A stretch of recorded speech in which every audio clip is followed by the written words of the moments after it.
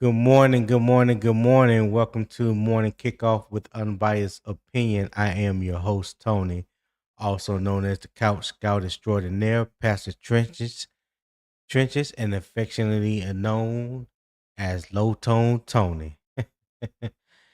Before we get started, y'all know the drill. Go ahead and hit that like button, subscribe to the channel if you haven't already. Turn on that post notification bell, select all so you'll be made aware whenever I go live. That is Monday through Friday, 7 a.m. Eastern Time. All right. Share this stream also with your family and friends. We're building a real football conversation over here. No fake hot takes, no media spin, just facts, film, and football context. Right. So you make sure you check the links in the YouTube description. Whether you're watching through Unbiased Opinion Sports Talk or the Carolina Armchair GMCJ channel, the social media links are in both YouTube descriptions at the bottom.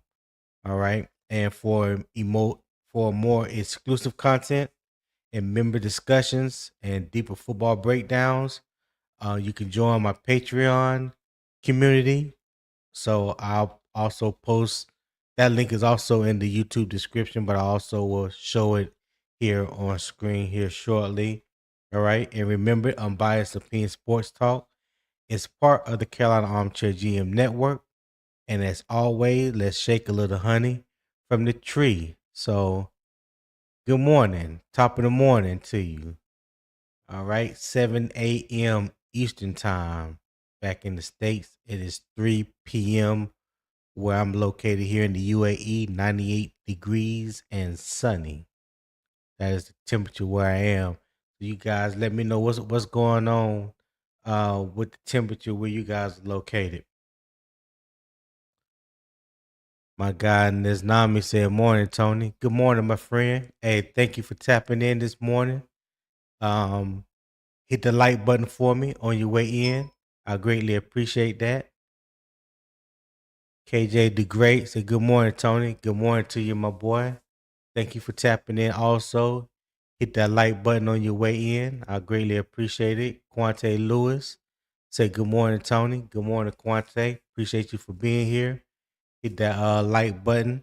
And if you haven't already subscribed to both channels, Unbiased Opinion Sports Talk and Carolina Armchair GMCJ, I appreciate if you subscribe to both channels, turn on the post notification in both channels, select all in both channels so you'll be alerted when we both go live. Right now, I am live Monday through Friday, 7 a.m. Eastern Time. I'm trying to be that voice that motivates you, get you started, whether you're on your way to work or from work, third shift, that graveyard shift, dropping the kids off at school or daycare or at grandma's house for the weekend.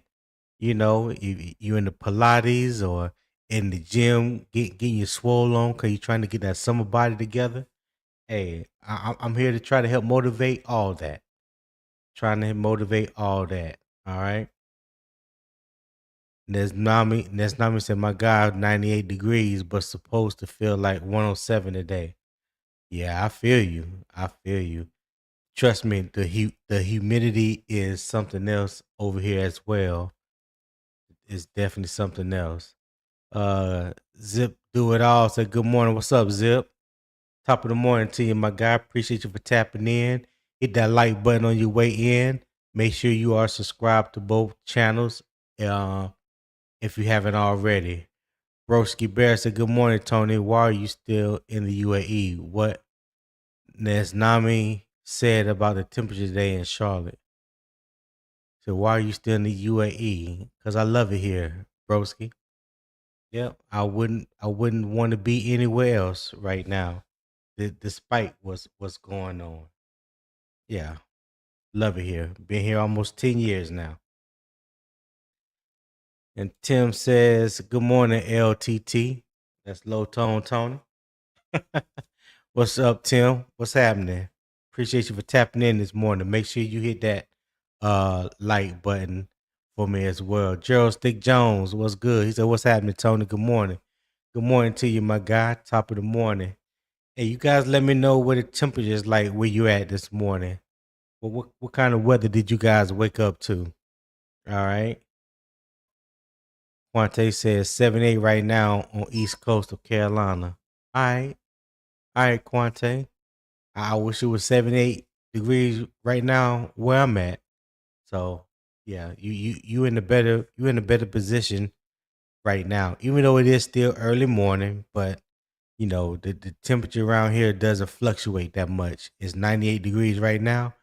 It's probably gonna be about 98 to 100 degrees come midnight or 1 o'clock in the morning. So yeah, it is what it is with the weather over here.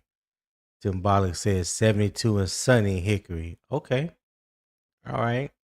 Is that the high today, Tim? What is the temperature gonna get up to? Yeah. Tell me that. I'm curious to know. So today's topic is about the wide receivers and tight end. And like the thumbnail said, you gotta earn your role, right? You gotta earn your role. The talent is not enough alone. We need some more established uh talent outside the top two wide receivers that we have, and we also need somebody in the tight end room to break out and take the mantle and take control and lead from that position. Um, so yeah, we're going to get into all that today. All right, so um, we're going to try to determine whether Carolina's wide receiver and tight ends can turn talent into functional offensive value through their route separation, discipline spacing, yards at the catch, the money down reliability, blocking, and clearly defined roles. We're going to go over that as well. What are the clear the role clarity for both wide receiver and tight end? What are their defined roles? What does that look like? Yeah.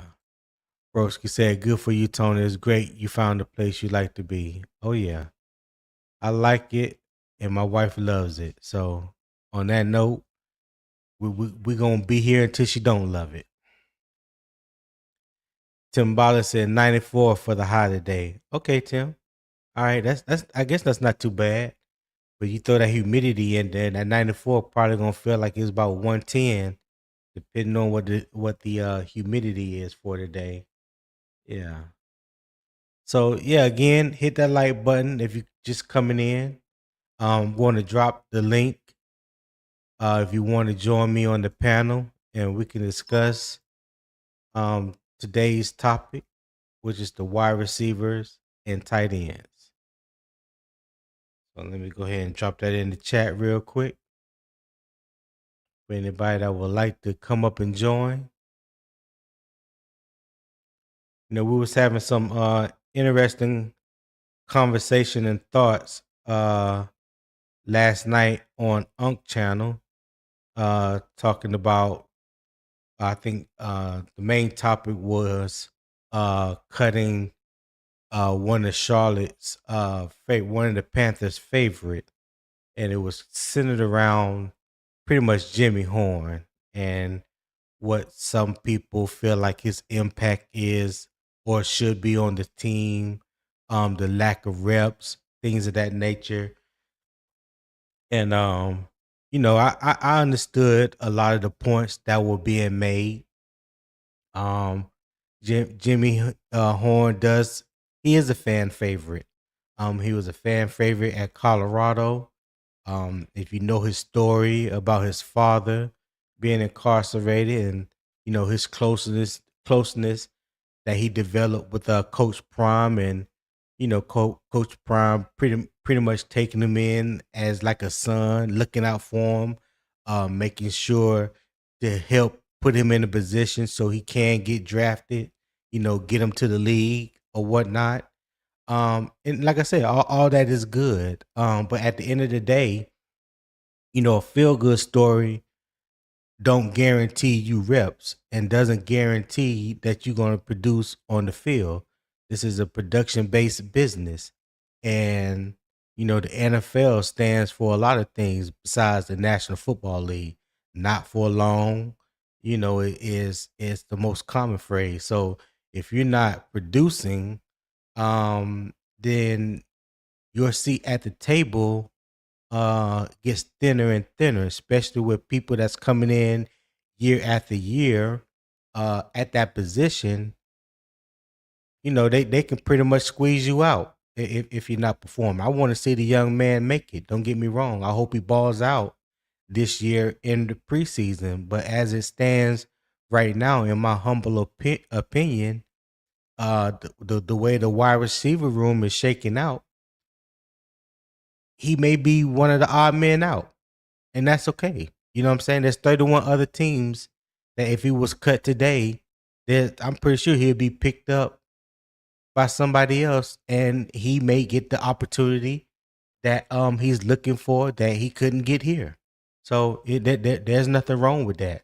A lot of times we have to take our feelings and emotions out of decisions that affect the football team. So you can't put feelings and emotions over production. You just can't do that.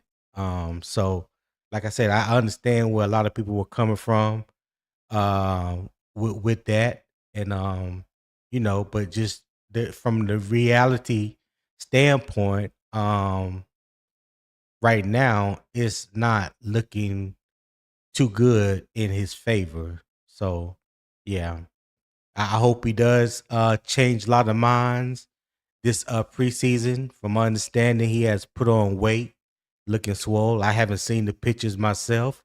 But if that is true, I hope he's able to use that to his advantage and really showcase what he has. He's gonna have 4 games of opportunity in the preseason. So that's a pretty good sample size, and hopefully he can separate himself from the other wide receivers, add value to himself in the special teams department, and you know hopefully be on the 53-man roster again. But we'll see. I believe, in my opinion, he has a hill to climb. There's a lot of variables that's stacked against him. It's going to be up to him whether or not he can overcome them all. Yeah. Let's see. Black Sox says, "What's up? What's up, Black Sox?" Candy Girl says, "Good morning. Good morning, Candy Girl. Appreciate you being here as always." Guys, make sure you hit that like button and subscribe to Unbiased Opinion Sports Talk if you haven't already. Subscribe. I did see my likes go up yesterday during yesterday's episode. So let's continue to get those likes up for me. I greatly appreciate it. Um, Also, I'm 19 away from my first goal of 100 subscribers. 19 away. I'm at 80. No, I think I'm at 81 right now. So, hey, help me reach that first goal of 100 subscribers. All right? Help me reach that goal of 100 subscribers. So again, make sure you are subscribed to Unbiased Opinion Sports Talk. I know a lot of people are subscribed to Carolina Armchair GMCJ channel, but also subscribe to my channel, Unbiased Opinion Sports Talk. I greatly appreciate it. Uh, Zip said, "No, I want to see him ball out." Yeah, I want to see him ball out too. He said, "We can't cut Jimmy, man." I hear you. What up, driver? He said, "What it do? What it do, driver?" Appreciate you for tapping in this morning, my guy. I dropped a link in the channel if you want to come up, so we can start this discussion on the wide receivers and tight ends. Tim Bollock said we didn't have the luxury with the quality of receivers a couple years ago. That's a fact. That is a fact. Broski said, "Tony, do you think the Panthers only keep 5 receivers on their 53? That's what I'm leaning towards." No, Broski, I think they're going to keep at least 7. That's what Dave Canales has kept the first 2 years is 7, and I believe he's going to keep 7 this time as well. J Hudge says, Happy Friday, my guy. Appreciate you for tapping in. Also appreciate your interaction on Patreon, man. So yeah, y'all join my Patreon community. Check it out. You can join as a free member. I drop things on Patreon every day. All 3 tiers, even the free membership tiers. I do respond back to the post. So yeah, I like the interaction that I have with a few guys that do respond back on Patreon. So I greatly appreciate that. So yeah, Patreon is definitely going to ramp up here within the next week or two, especially by the preseason starting. So we're gonna really get into film breakdown, um, pro and college, things of that nature. Going over scheme and technique and things to look out for. We're gonna do also do player breakdowns, um, potential draft prospects throughout the year. So, but to have access to that, you have to be a member of the Film Room Access, which is the second tier, is $8 a month, and Debate Table VIP, which is $12 a month. Those are the 2 tiers that get access to the film breakdown and things like that. So I'm trying to come up with other little things that I want to add to those packages. I haven't quite figured it out yet, but I will. Zip said just like last year. Okay, don't know what Zip talking about right there. I think maybe he's talking to somebody else. Can the girl give me the thumbs up? Niznami said, I really think having that extra Hall of Fame game this year will really help us with our backups and our third stringers to get a really good look at them this year. Yeah, I think it's beneficial for the undrafted free agents, people that may, that's trying out for the team, um, um, your lower level draft prospects, people that's fighting to get in that too deep at whatever position it is. So yeah, there's a lot of young talent that is trying to make the team. Drafted rookies this year. We get an opportunity to see what they got. So yeah, there's a lot of evaluation and unanswered questions at this time. So I just can't wait to the Hall of Fame game for things to kick off, so we can really get a true look at who can potentially be a part of this team on the 53-man roster, or if they end up on the 16-man practice squad. I think that's definitely better than just being cut and left at home on the couch. Yeah. Driver said, get the likes up. Yeah, appreciate it. Hit the like button. Definitely hit the like button.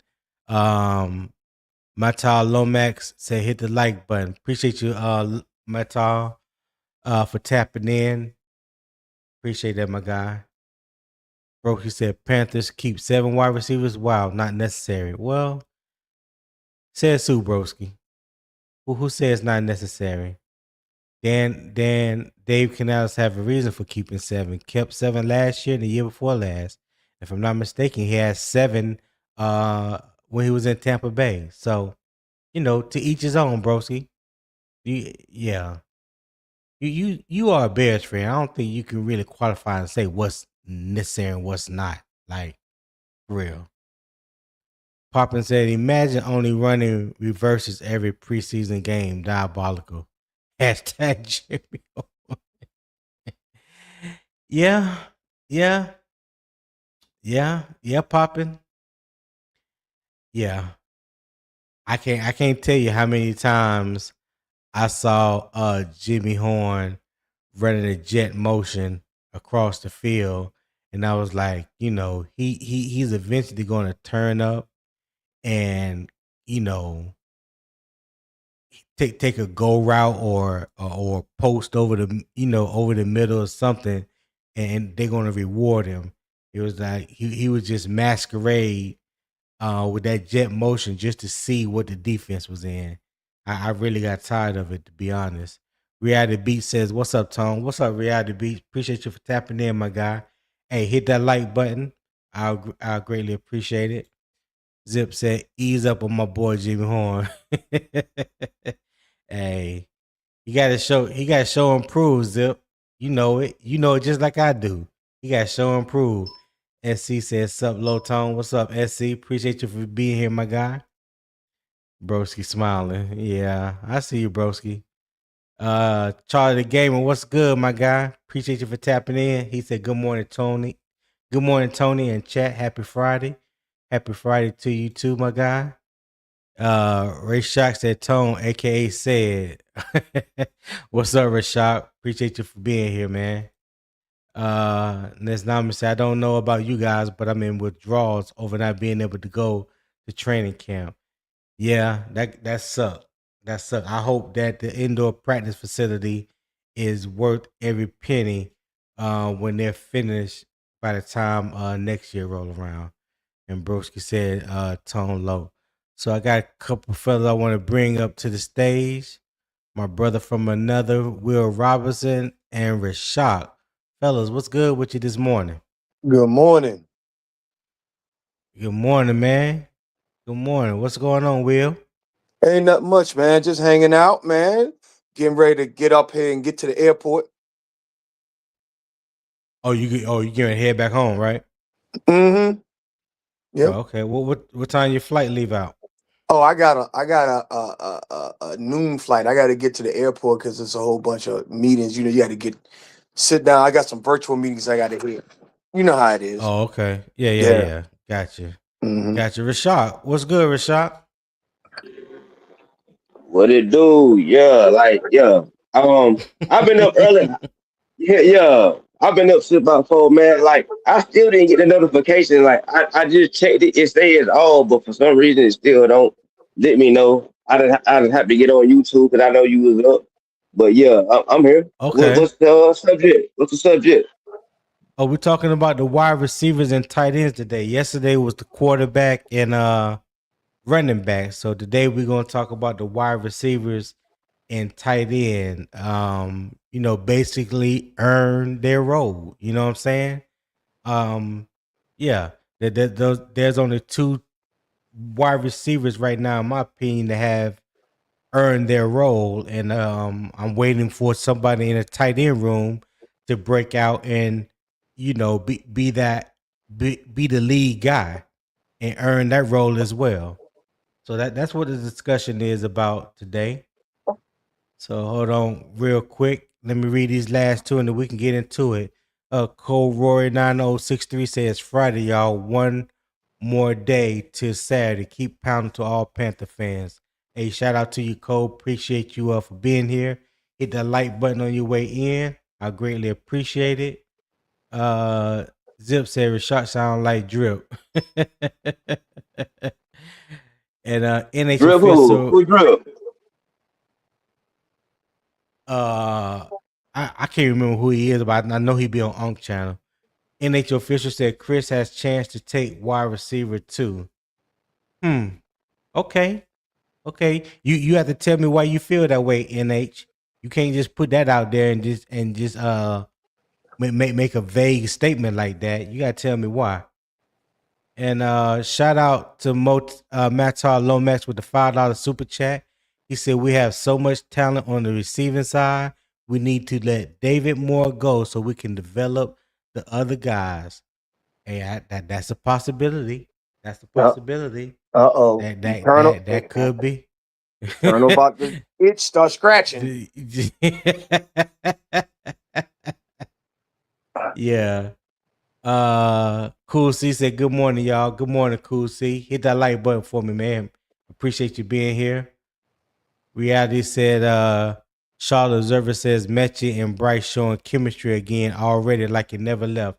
Yeah, there was an article Cassidy Hill posted on the Panthers.com website.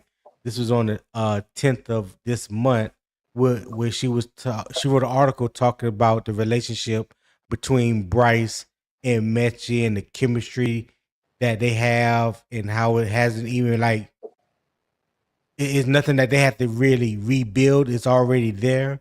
Um, the wide receiver coach was talking about David Metchie, praising him of for his route running ability, knowing where to sit in zones. It's a very good article. I think Tetairoa McMillan was talking about John Metchie as well. So yeah, if you haven't read it or checked it out, check it out. Check it out on Panthers.com. Cassidy Hill wrote the article, and this was back on the 10th of this month. So last Friday, matter of fact. And cool, see, you know I'm not clicking on that comment. Just said, nah, I'm talking about a dude who make content. He said, yeah, after everything. Oh, okay. Don't know who he is. Yeah, get Dave ass out of here, not Jimmy. Tim Bollock says, I like Mitchell Evans at tight end. He's a good all-around tight end, can block and catch. I like for him to step up this season. I agree with you. Yeah, he seems like an all-around guy. So, yeah, let's get right into it. Today, we are putting the Panthers wide receivers and tight ends through the complete player test. We are not stopping at names, draft status, size, speed, or highlight catches. We are asking 3 questions. Can they create easy throws? Can they win third down and in the red zone? And when training camp gets serious, who can earn a complete role? Because talent may get you into the competition, but talent by itself will not earn Bryce Young's trust. All right. Carolina appears to have more receiving talent and depth than it has had in several years. Tetairoa McMillan gives the offense a proven centerpiece. Jalen Coker established himself as a dependable second option. Xavier Legette still possesses the size and physical traits that made him a first-round selection. Chris Brazzell brings size, vertical speed, and contested catch potential. John Metchie enters the competition with experience, route feel, and previous chemistry with Bryce Young. At the tight end, Carolina has Tommy Tremble, Jatavion Sanders, Mitchell Evans, James Mitchell, and Felipe Franks on the current roster.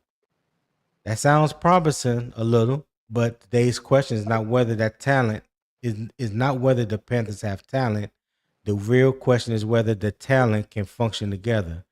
Camp must show whether this collection can create easy throws for the quarterback, win the money downs, and earn clearly defined roles. That is the difference between collecting weapons and building a complete passing game. So the first topic for today, can Carolina create easy throws? All right. Can they create easy throws? Hold on. I did not mean to put that right there. Get rid of that. All right. There we go. All right. So here are the facts. Right. Carolina official offseason review credited McMillan with 77 receptions for 1,095 yards and 7 touchdowns in 2025, including the postseason. Coker produced 42 receptions for 528 yards and 4 touchdowns despite missing the first 6 games. That's also including the postseason. Legette recorded 36 receptions for 371 yards and 3 touchdowns, including postseason play. Dave Canales identified McMillan and Coker as Carolina's top 2 receivers entering the offseason. Legette reduced his regular season drop total from 8 in 2024 to 1 in 2025, but injuries and communication problems contributed to a decline in production. Carolina added Brazzell after he produced 1,017 yards and 9 touchdowns at Tennessee in 2025. The Panthers have praised his vertical speed, body control, and ability to drop his weight at the top of the routes. Bryce Young and the coaching staff have emphasized Metchie's attention to route landmarks, timing, splits, and zone awareness. So I'm gonna skip over the context part. Well, no, I'm not. No, I'm not. Separation is not simply how far a receiver is from the defender when the ball arrives. The real question is whether the receiver becomes available when the quarterback reaches him in the progression. Route spacing is a different issue. A receiver can run his individual route correctly and still hurt the concept if the depth, split, or landmark allows one defender to affect two routes. Yards after the catch are also a shared result. Scheme, route design, blocking, quarterback placement, and receiver ability all contribute. We should distinguish between yak created by the receiver and yak manufactured by the play. So the question I have for you guys on the panel: to given Carolina's production from McMillan and Coker, Leggett's physical upside, and the additions of Brazel and Mechie, does this group have enough dependable separation, spacing discipline, and yards after catchability to create repeatable, easy throws? Will you go first? Yeah, I think so. And I think they got the receivers that they wanted, right? Mm-hmm. And because the head coach and offensive coordinator used to be wide receiver coaches, they know exactly what they want to do in the concepts. So the players have to be able to execute the concept. And I think Right. everybody has the tools they need. Because Brazel, Brazel popping the top off the defense will be important. Um, you Ted McMillan being more physical at the line of scrimmage because he said that he was playing at a lesser weight last season for whatever reason. Right. Um, I, I think Coker is a route technician, and if Mechie can do the same type of is the same type of route technician that Coker can bring, I think all the ingredients is there to really create easy throws and have easy answers for the quarterback to make the play. Okay. That's it. Yes, sir. All right, Rashad, what you got?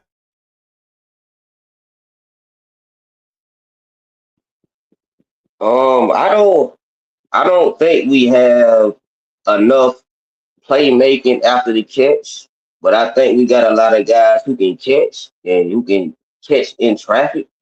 But I don't think we have enough guys who can actually, you know, I mean, we ain't seen Messi yet. Horn still young, like he's still developing. Like we talked about yesterday, you know, we got a lot of big receivers. You know what I'm saying?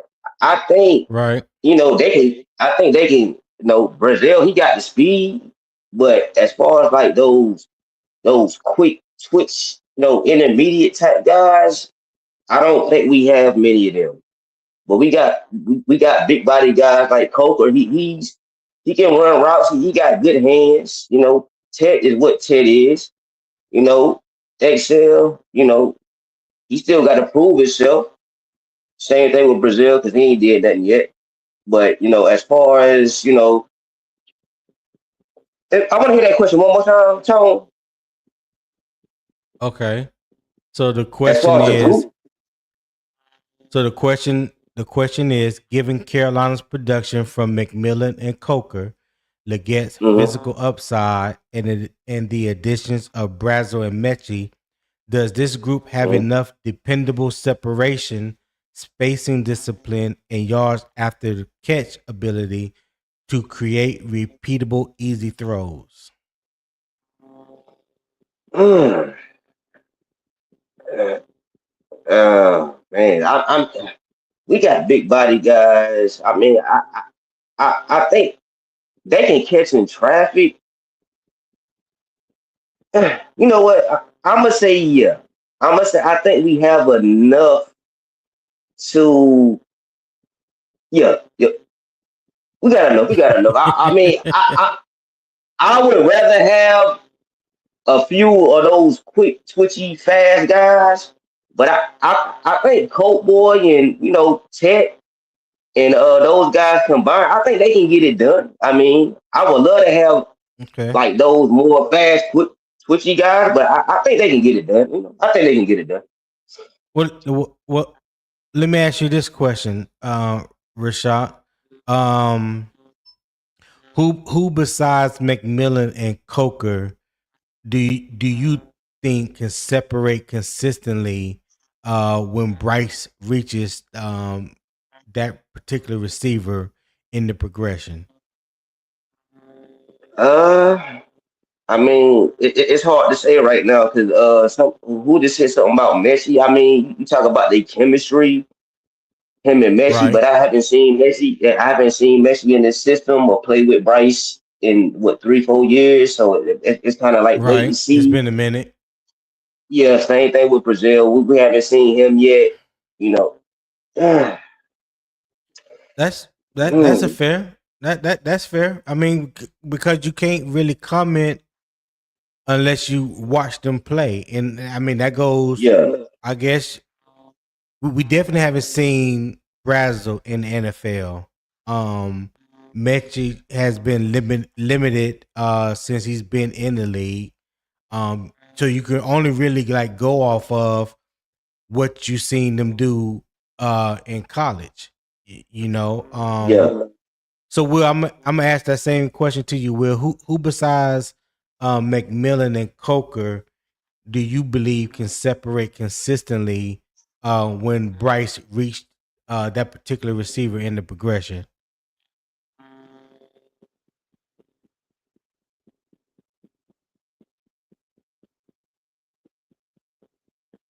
Will, can you hear me? He might be Oh, on okay. mute. I'm Or, sorry. No, right here, right here. I, I'm sorry. I had the mute button. I didn't want to be Oh, breaking script. I'm saying. So what I was gonna say, what I was trying to say is, it's an unpopular opinion, but it's David Moore.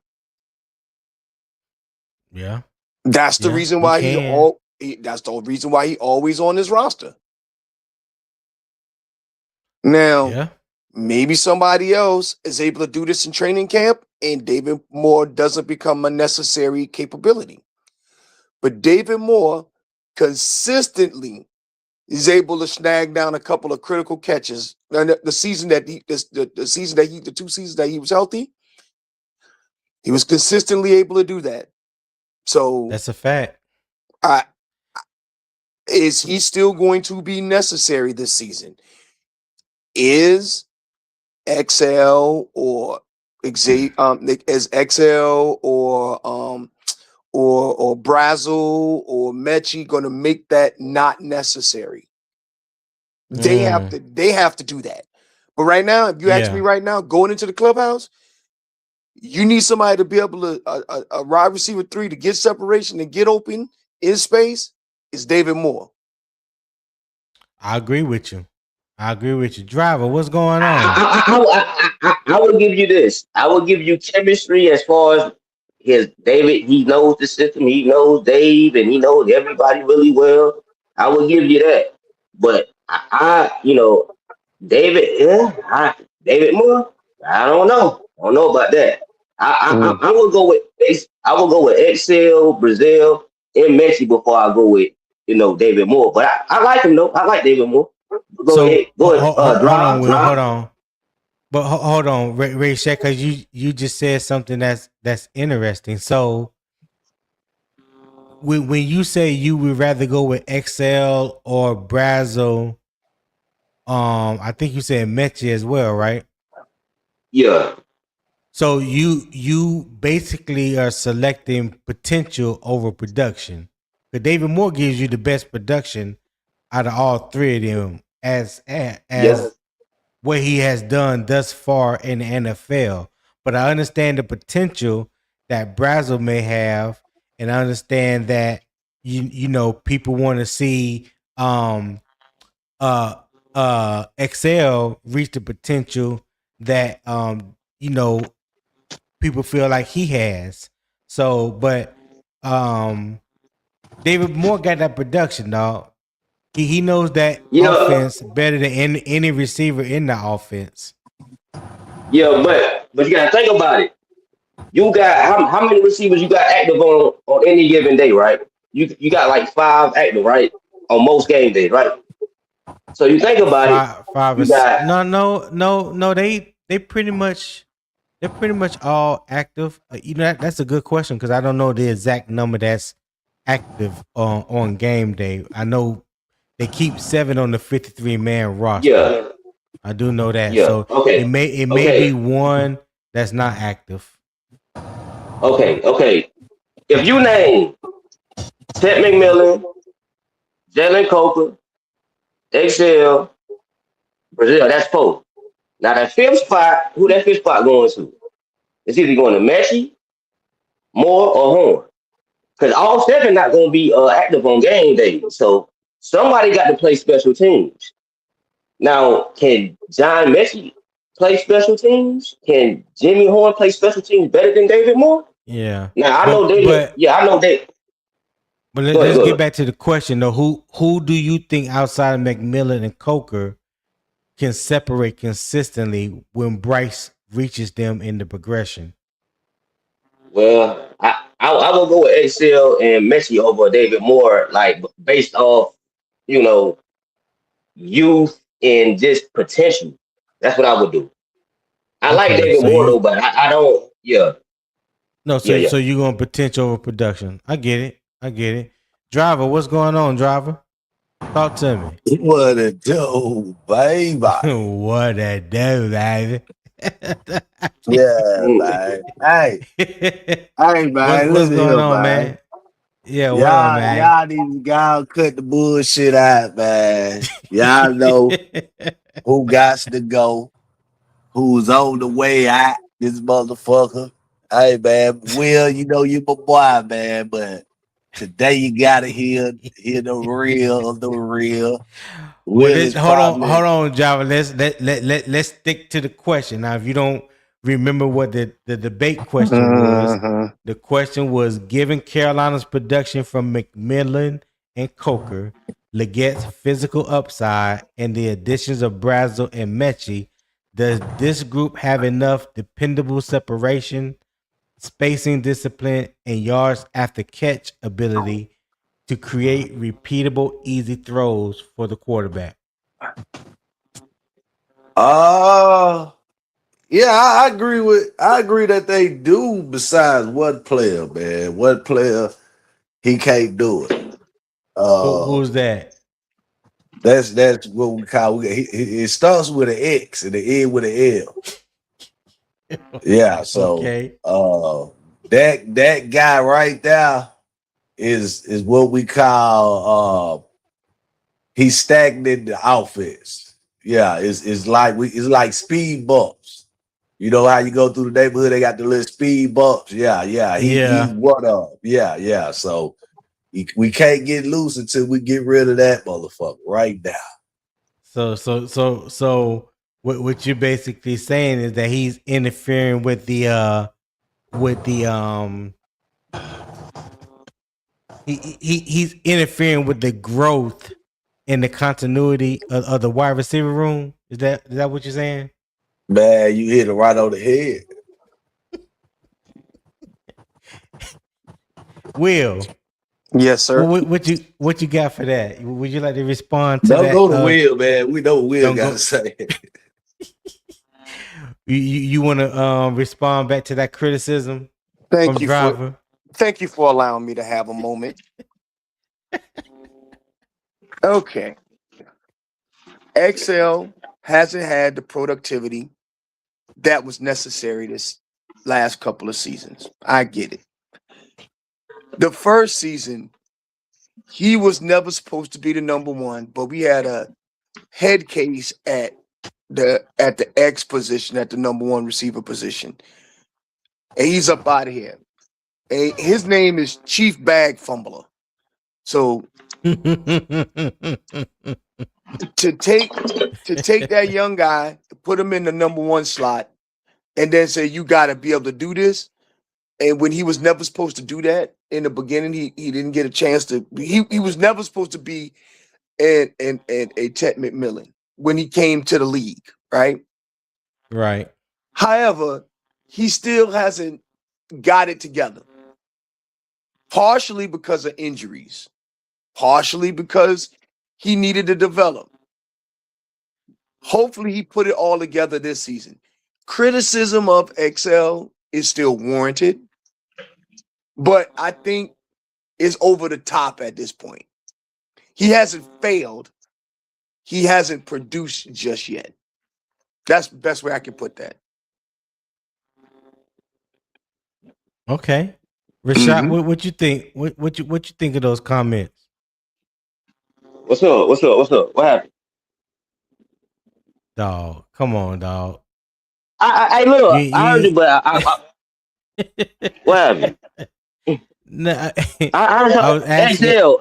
What about Excel? I was asking. What do you think about the comments that Will and Driver made about Excel? I mean, I know Driver don't like Excel, so ain't no change in his mind. But I still think he got potential. I ain't gave up on him yet. I mean, I still think he can be at least decent. I mean, at least decent. I ain't gave up on him yet. I think he still got some. He still got some game left. You know, you got to put in the work though. I mean, yeah, I haven't given up on him. Like I said, I haven't had high expectations. I never had high expectations for him from the beginning, so I'm not disappointed in what I see. This is kind of what I expected to see. But by him being a first round draft pick, by us trading back into the first round, albeit it was just one spot, but you did it because you wanted to pick up that 5th-year option. So just by doing that, I think he's on a little bit more borrowed time than some people would like for him to be. This is going into year 3. His production hasn't gotten, in my opinion, any better. I mean, yeah, he had less drops in 2025 as opposed to 2024, but you would think that the production would have went up a little bit, but it really didn't. So now you bringing in Tetairoa McMillan, Jalen Coker has established himself as a second receiver. Then you got not Mechie, Brazil, who you drafted this year to be that deep vertical threat that, quite honestly, we haven't really got it consistently from XL. You know what I'm saying? So when you look at the pecking order, he can find himself as a number 4 wide receiver. That's why I said at the number 3, there's a log jam between XL, Brazil, and David Moore. You know what I'm saying? I mean, so look, those three are battling. Those three are battling for I don't think so. I don't the think number so. 3 and number 4. Okay, what you think?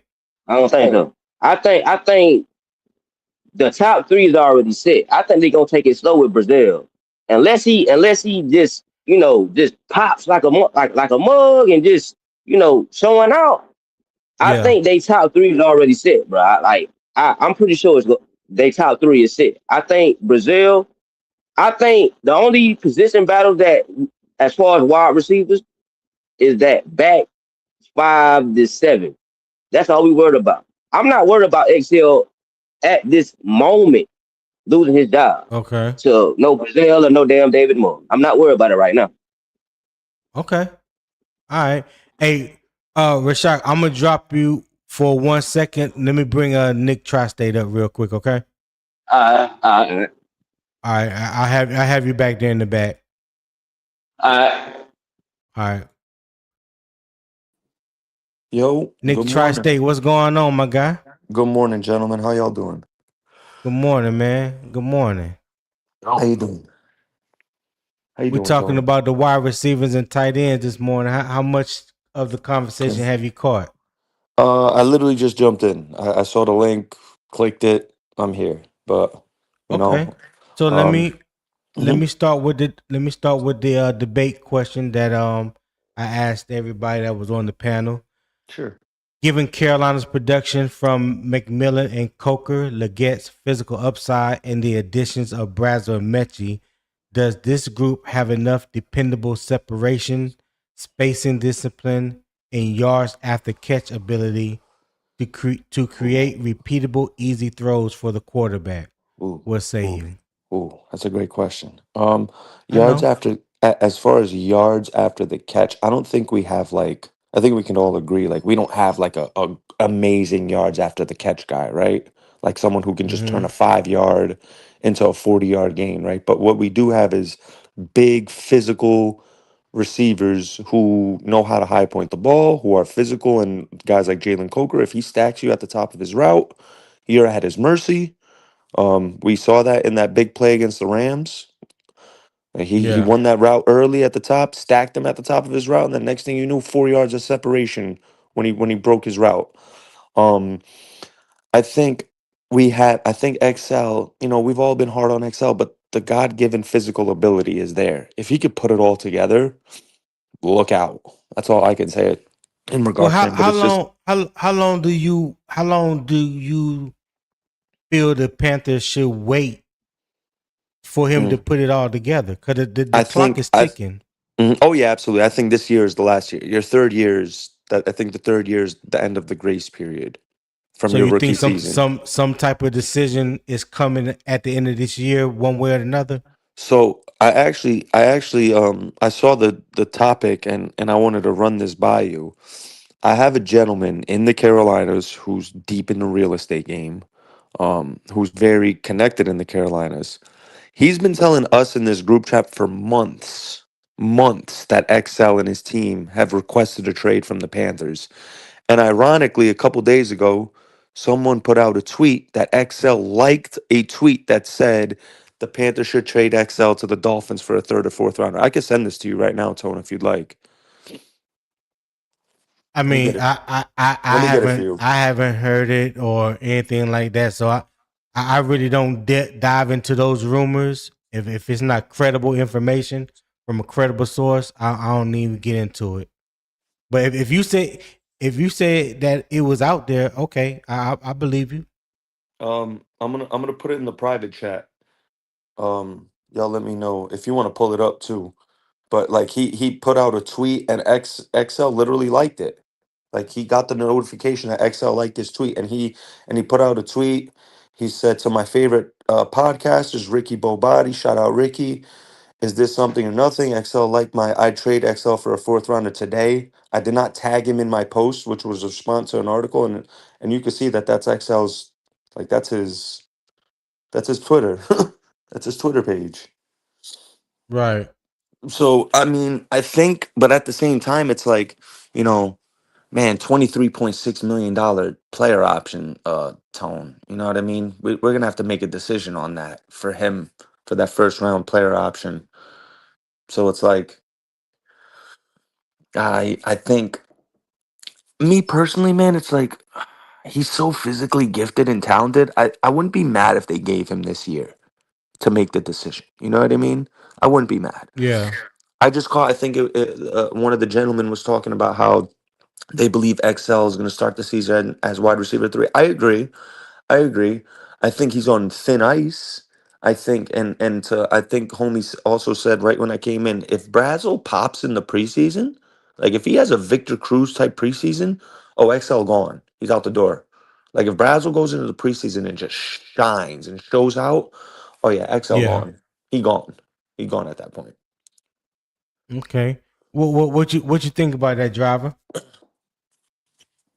The Um, potential the potential of, I guess, the Dolphins, or somebody talking about XL going to the Dolphins for third and fourth. I just looked at that X post that you sent, Nick, but to me that's nothing credible. That's just somebody um putting something out there hypothetical. And yes, Yeah, but why would Xavier why would Leggett, XL yeah, like it though? yeah, he liked it. he liked He it. liked the So tweet yeah, I though. saw You that. know what I So mean? That's weird. yeah, so And considering that the fact made that he didn't even add him, Tony, that's the key, right? He didn't even at Xavier Leggett. So that means Xavier Leggett goes on Twitter, searches his name, he looks at these mhm. things, and then he went out and liked it. Like he went out of his way, searched his name up, saw the tweet, and liked it.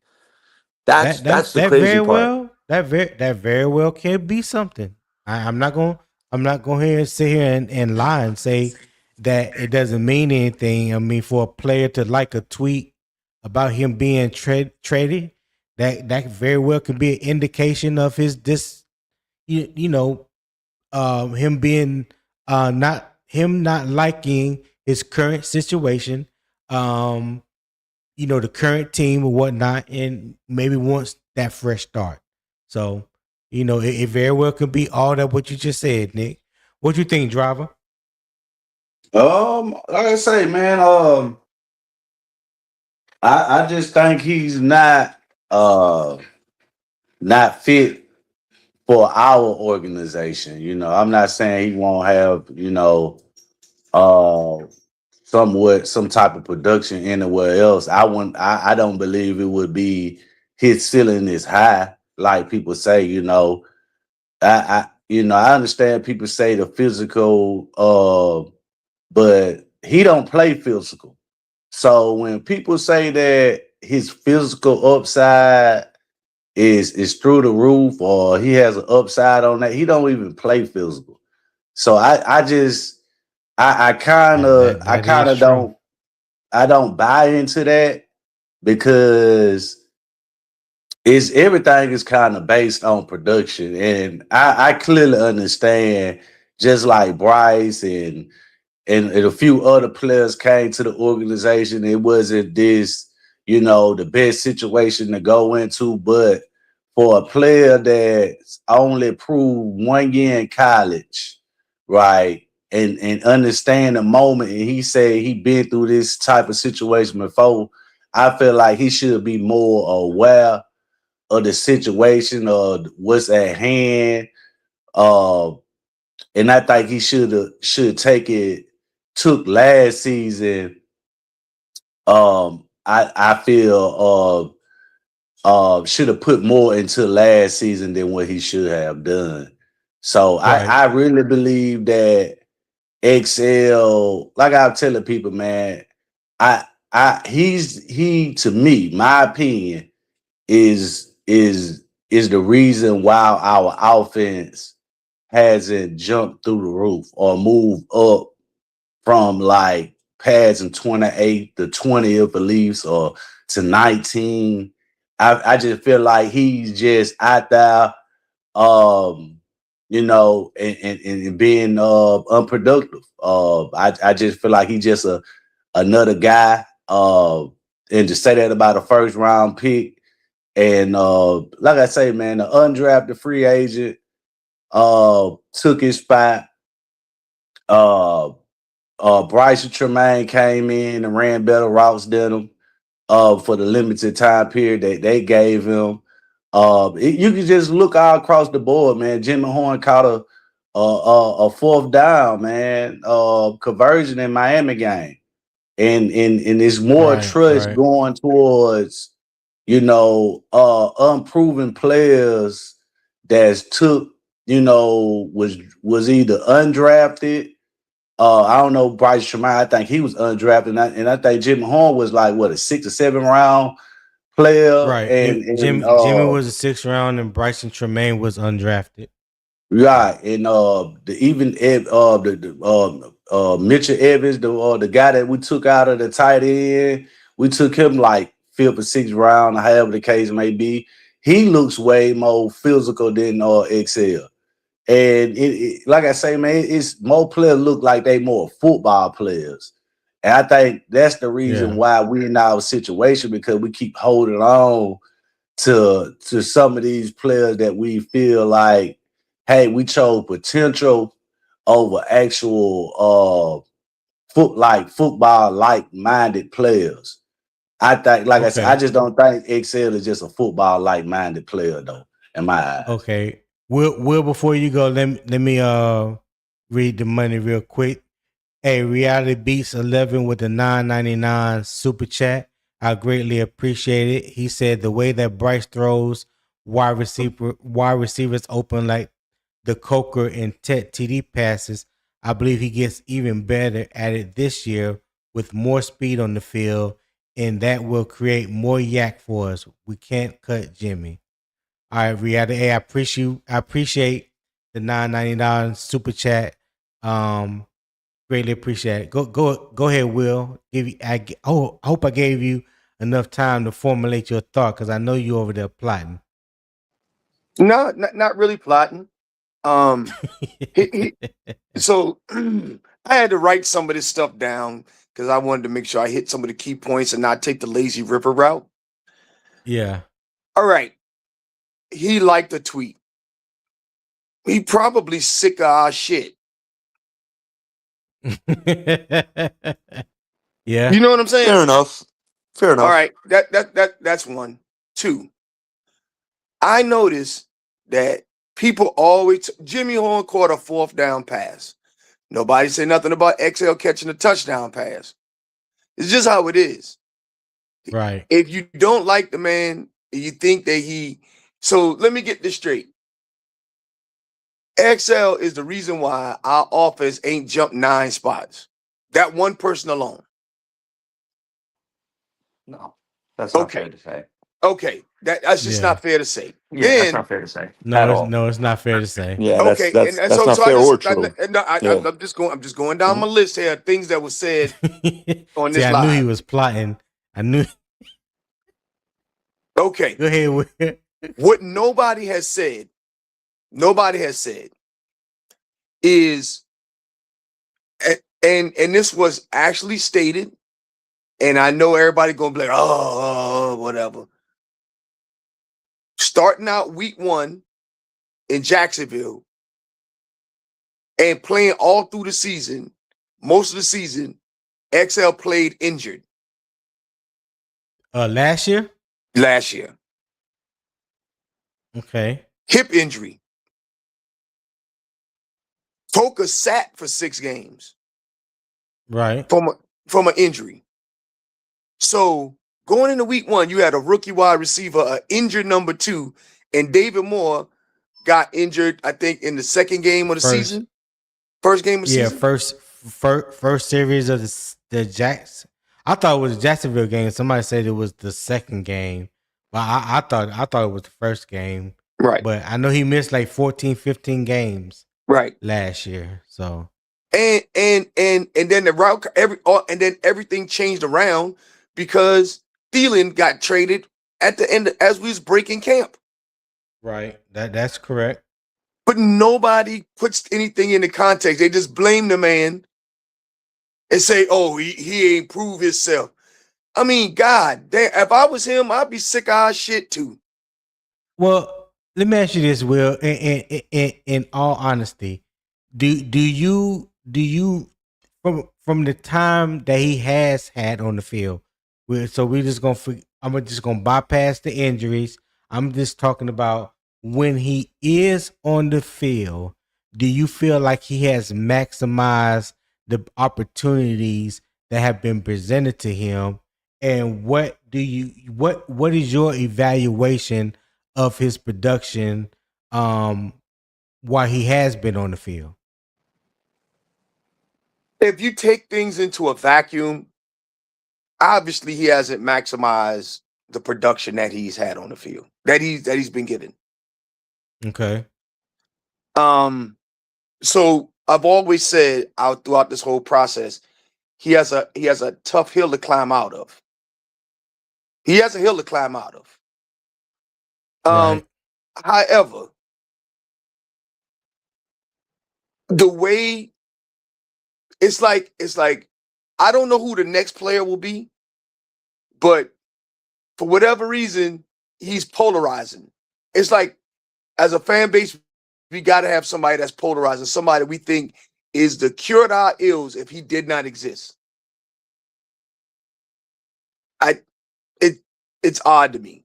So I think that XL coming into camp healthy and him being able to get in here and produce, think about it like this is just me. Think about it like this. Brazel is Right. a third round draft pick. I hope he does well. Brazel ain't even put on a pair of shoulder pads yet, and people calling him wide receiver 2. Mm. He didn't Yeah, put on that's shoulder low pads key yet. annoying too. I hate hearing that. Who?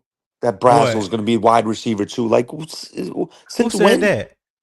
I've heard a lot of Panther fans say they think Brazel's going to Somebody be. said that in your in one of the comments that you put up there. I'm not saying on Tochos. I'm just talking about Oh, across the YouTube sphere in Panthers world. Like Right. I've heard wow. several people say they think Yeah. Brazel's going to be wide receiver too, and he's going to be better than Coker, XL, everyone.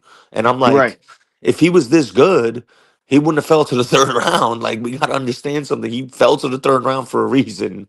But I You mean, know? That's hopefully we true. do get a Puka Nakua. I'm not saying Yeah, that that's true. I would love to Absolutely. have that, Yeah, but the likelihood of that happening slim.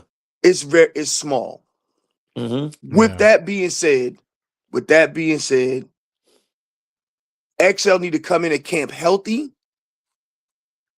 and produce. Get on the field this season and make valuable catches. Mm. He has Mm. to do that. Mm. I'm not saying that. Oh well, I'm not being like a damn mother hen. Protecting her clutching her eggs for XL. What I'm honestly saying is we give him we unfairly besmirch him. You can criticize him, but he's being unfairly besmirched. I mean, so much so that what did Sheena and Vashti say? I don't Panthers, know. Oh, Panther fans are fucking internet bullying him. I would wow. be sick of I would be sick of our shit too. Wow. Hey Sheena and Tony, Vashti, huh? go Driver. ahead, Hold on, driver. go Go ahead. ahead, Will. No, no, and so that's all I'm saying is you could be critical of his play. You could say he didn't make the most of his opportunities, but literally, I mean, it's damn near internet bullying. Okay, yeah. I listen. I mean, I follow Twitter, and I'm on Twitter heavy, and I follow YouTube and stuff like that. And listen to other content creators. I I can't. I don't see the bullying part. This To was be last honest, season. I'm not talking about right now. last season. Oh, Last okay, season. okay, I'm not okay. talking about like they didn't just recently said. They said that last season. On they, What do? how they have, how they used to have their podcast. Used to come on in the middle of the day, Yeah, during the yeah. season. And she Right. didn't pass. I was like, yo, seriously, y'all got to stop. Wow. Okay. But what Go ahead, to driver. what you said, Will? I'm gonna say that because I got it. It's a two-part question. Just off what Will said. But what we gotta understand is too, they bully Bryce all day on YouTube.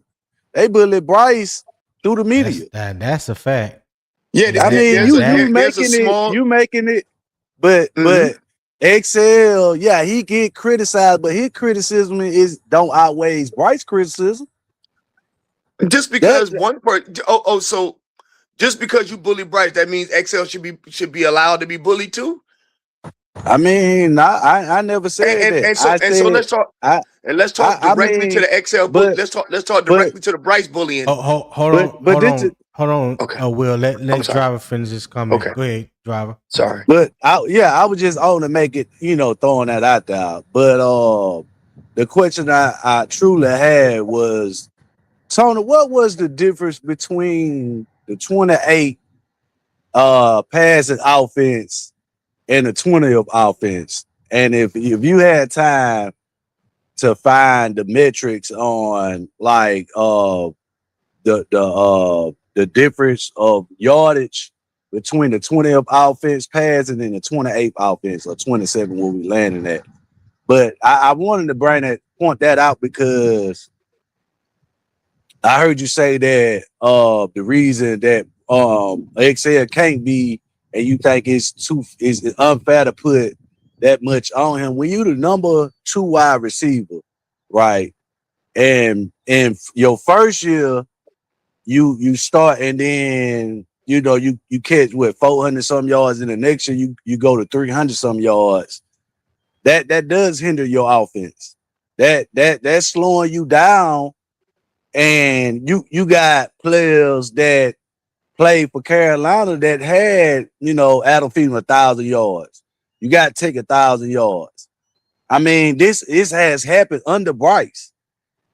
So for Excel to not even produce 700, I'm not even saying 1,000, 700, 800 yards in one season would You're talking about 2 pretty seasons, much. actually.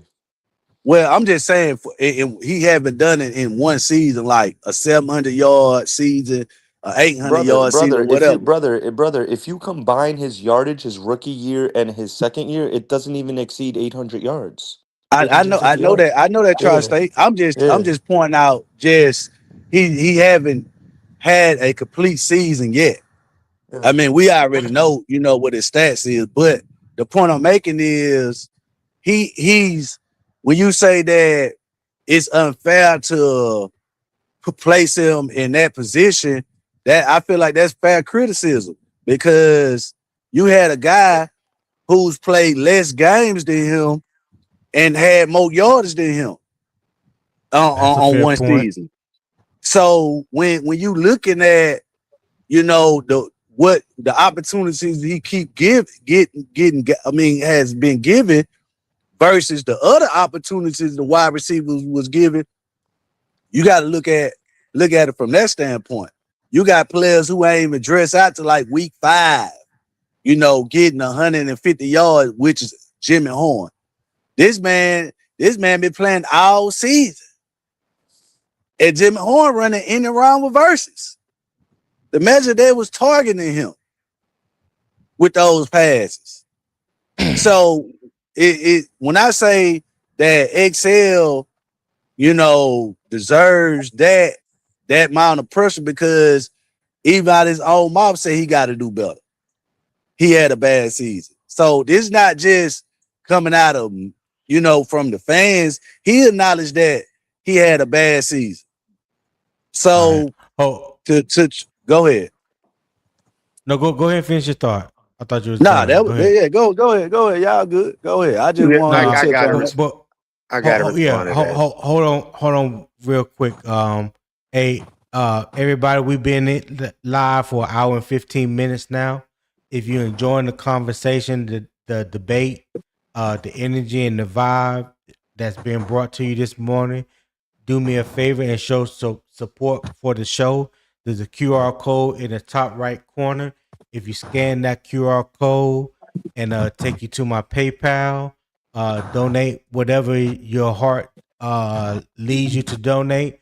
I would greatly appreciate it. There's also a PayPal link that's pinned in the YouTube comment section. If you're on the Unbiased Opinion Sports Talk, if you came through that link from Unbiased Opinion Sports Talk, then you will also see the link for PayPal in the comments, and I will also post it again here in the chat. So my daily goal is $25.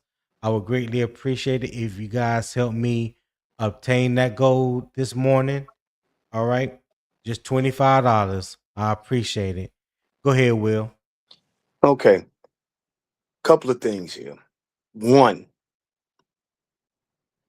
there's a very small subset on the fan base that is actually screaming death and murder to Bryce Young on these YouTube streets, and it's an echo chamber. So let's just start there. So it's not when you really zoom out and take a look at content creators that are doing that type of work, they are a minority. Now, does Bryce deserve criticism? Sure. I think every player you could criticize something about their game or whatever. But I didn't say that people need to chill on XL. Vashti Item said that last season. Sheena and Vashti Item said that. So don't be looking at me as if I'm saying some stuff that's out of pocket, out of school. It's the way it is. Now, if you want to talk about analysis of oh, well, what's the difference between 27 and 20, and then extrapolate the yards to XL, and then throw Jimmy Horn in there, and people always do that. They throw Jimmy Horn in there, and if Jimmy Horn was such a good player that he didn't beat out to be the number 5 wide receiver on the roster, number 6 wide receiver on the roster. And if they didn't have chemistry with XL, if Bryce don't trust XL, why in the playoff game did he get targeted 3 times in the first half? One time targeted in the end zone, he got a pass interference in the end zone because he would have caught the ball. They had to do the defensive back pass interference. They put the ball on the 1 yard line. Why did all of this happen? I get it. He hasn't produced, and I don't think that anybody is saying, I didn't say that. XL didn't say that he didn't have a bad season. I'm not saying he didn't have a bad season. You don't have to remind me. I mean, we're all in agreement to that. We're all in agreement that he has to do better. But to literally say the offense would be a top 15 offense or top 25 off, the top would jump 7, 8 spots because of one player. I don't care how you do that math. That's not a thing. I just don't think that that's the case. That's unfair. Nick, what you got, Nick? Oh, you finished, Will? Will you finish? Yes, sir. Yes, I am. Oh, I go ahead, have Nick. been in Excel. I've been harsh on Excel, but I'm glad Will said that because it has to I'm remind me. sorry. Hey, I didn't mean to cut you off. I'm You sorry because good? I forgot to do this before you You good, went. brother? Shout out to you, Tim Bullock. I just got that alert, that PayPal alert. Appreciate that $5 gift that you sent me, my guy. Definitely appreciate it. Go ahead, Nick. I was gonna say, it's Excel. It for all the hate he's received, it feels like he's been a Panther for like 5 years. He's only been here for 2 years, right? Um, Right. and it's like I have to, because like I said, I've been harsh on Excel. I have been, but I have to be honest and say to myself and tell myself sometimes, like, you got to relax, right? Because it's like we can't be hypocritical now, right? People said to be patient with Bryce, so why can't we be patient with Excel? You know what I mean? At the end of the day, though, it's like we can't wait forever, right? We can't wait 5 years, right? This is why this year is very important. If Excel goes out and has a 55 catch, 625-yard season with 5 touchdowns as wide receiver 3, I think a lot of Panther fans will be like, "Hey, that's a great season, dog. All right, this is what we need." I don't think Right. anyone's out here expecting or wanting oh, he's gonna get 1,000 yards. We don't even need that. We just need him to be like, okay, here's a great example, right? His rookie year, he was hurt. He had the wrist thing. He had a hard time catching the ball. This past year, he was making great hands catches. Like, look at the touchdown against the Dolphins. Great hands catch. So that to me signifies, like, okay, he went out and worked and he got better. So let's give him the benefit of the doubt. He had an off season, another off season under his belt. Let's see how he comes back this year. If he does well, cool, great. If he doesn't, try and trade him. Simple. That's my thoughts on that. Well, let me ask you guys this, and Will, you can go first on this one. Do you believe that Leggett can turn improved hands into better timing, communication, and route reliability? Go ahead. That's for Yep. you, Will. Go Yes. ahead. Yes. Yeah. I You was know. talking on mute again. I'm sorry. Um. Yeah. I think he can. I Yeah, because I honestly I think. think that was three of the biggest things that I have noticed about Excel that I feel like he really needs to improve on the most. Better timing, knowing where he's at on the field, building that communication, better communication with Bryce, and his route reliability. I don't think he runs the best routes. So those are my Right. three. I didn't mean to cut you off. Go ahead. Right. Yeah. So I think that those are all. If he wants to be a professional wide receiver, he has to improve those things. Period. Mm-hmm. If this is what he wants, he has to do that. I think I've seen him get better. Let's see what it all looks like put together this season. Because if he becomes a credible wide receiver 3 with Yeah. Coker and XL, we have a really good wide receiving room. Hey, Tone, appreciate you having me up, dog. I gotta go, man. My daughter just woke up. Y'all fellas have a great day and a great All right, weekend. Nick. Peace. We'll holler All at right. you. All right, Yep. my guy. We're gonna bring Rashad back on if Right. he's still available. Go ahead, Will. Will you finish? Yes, I was done. Yeah. Go ahead. Hold on real quick, driver, before you go. Hey, shout out to Red Feinbaum for being here this morning. I ain't forget about you, my guy. I saw your tweet. So shout out to Red Swarm. Appreciate you for tapping in. Make sure you hit that like button. And also shout out to Omar Tillman. Talks with Omar. He said, "Good morning, panel and chat." Good morning, Omar. Thank you for tapping in as well. Greatly appreciate it. If you haven't hit that like button, make sure you hit that like button. If you're not subscribed to Unbiased Opinion Sports Talk, make sure you are subscribed to my channel, as well as Carolina Armchair GM CJ, his channel. Turn the post notification bell. Select all so you'll be alerted next time we do go live. I'm Hey, I here gotta Monday through respond. Friday. I'm sorry. Yeah, I'm here Monday through Friday, 7 a.m. Eastern time. Go ahead, Will. What you need to respond to? Hey, I'm just gonna say this. That comment by Red is absolutely asinine and asinine. That's just ridiculous. Come on, this one. Yes. That's just ridiculous. That's not even in the same.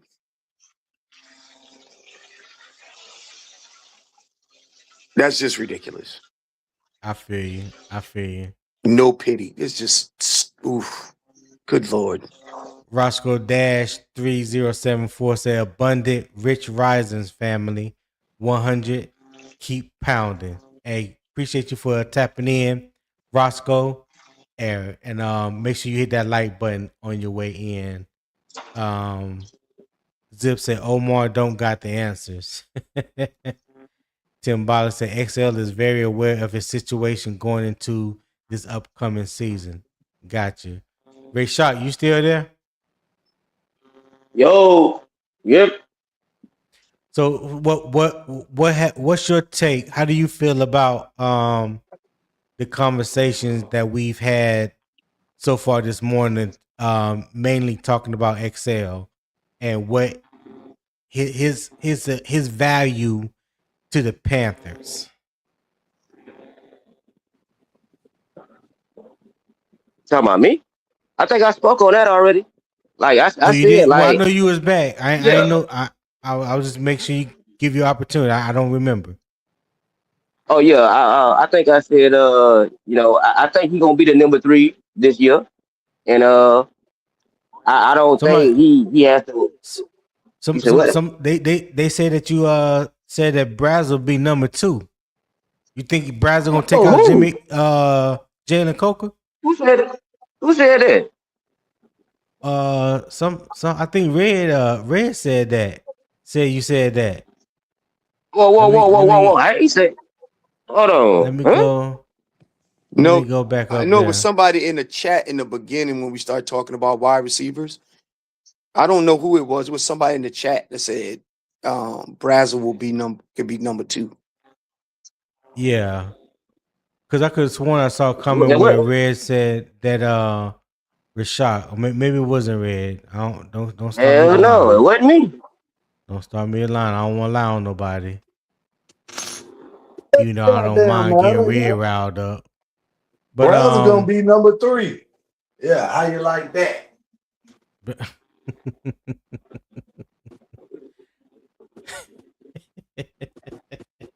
hey, driver, Who gonna be number don't be 3? no. Well, you know I gotta fuck with Will, man. That was why. Oh, that was Yeah, that was fucking with me? Oh, my bad. yeah. Oh. Hey, hey, driver, let me drop you off in the back real quick so I can bring Zip. Oh, you good? I'm gonna roll up anyway, man. Go ahead. Go ahead. Hey, Okay. I gotta take off. I got an 8:30 I gotta get to. You're Okay. lucky because I had some notes centered around tight ends. You lucky.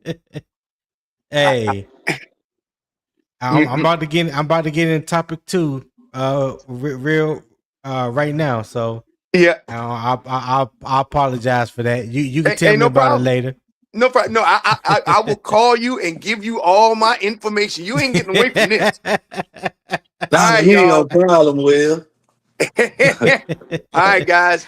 Thank you for All right, everything. Will. I appreciate you, my guy. Yes, sir. Yeah.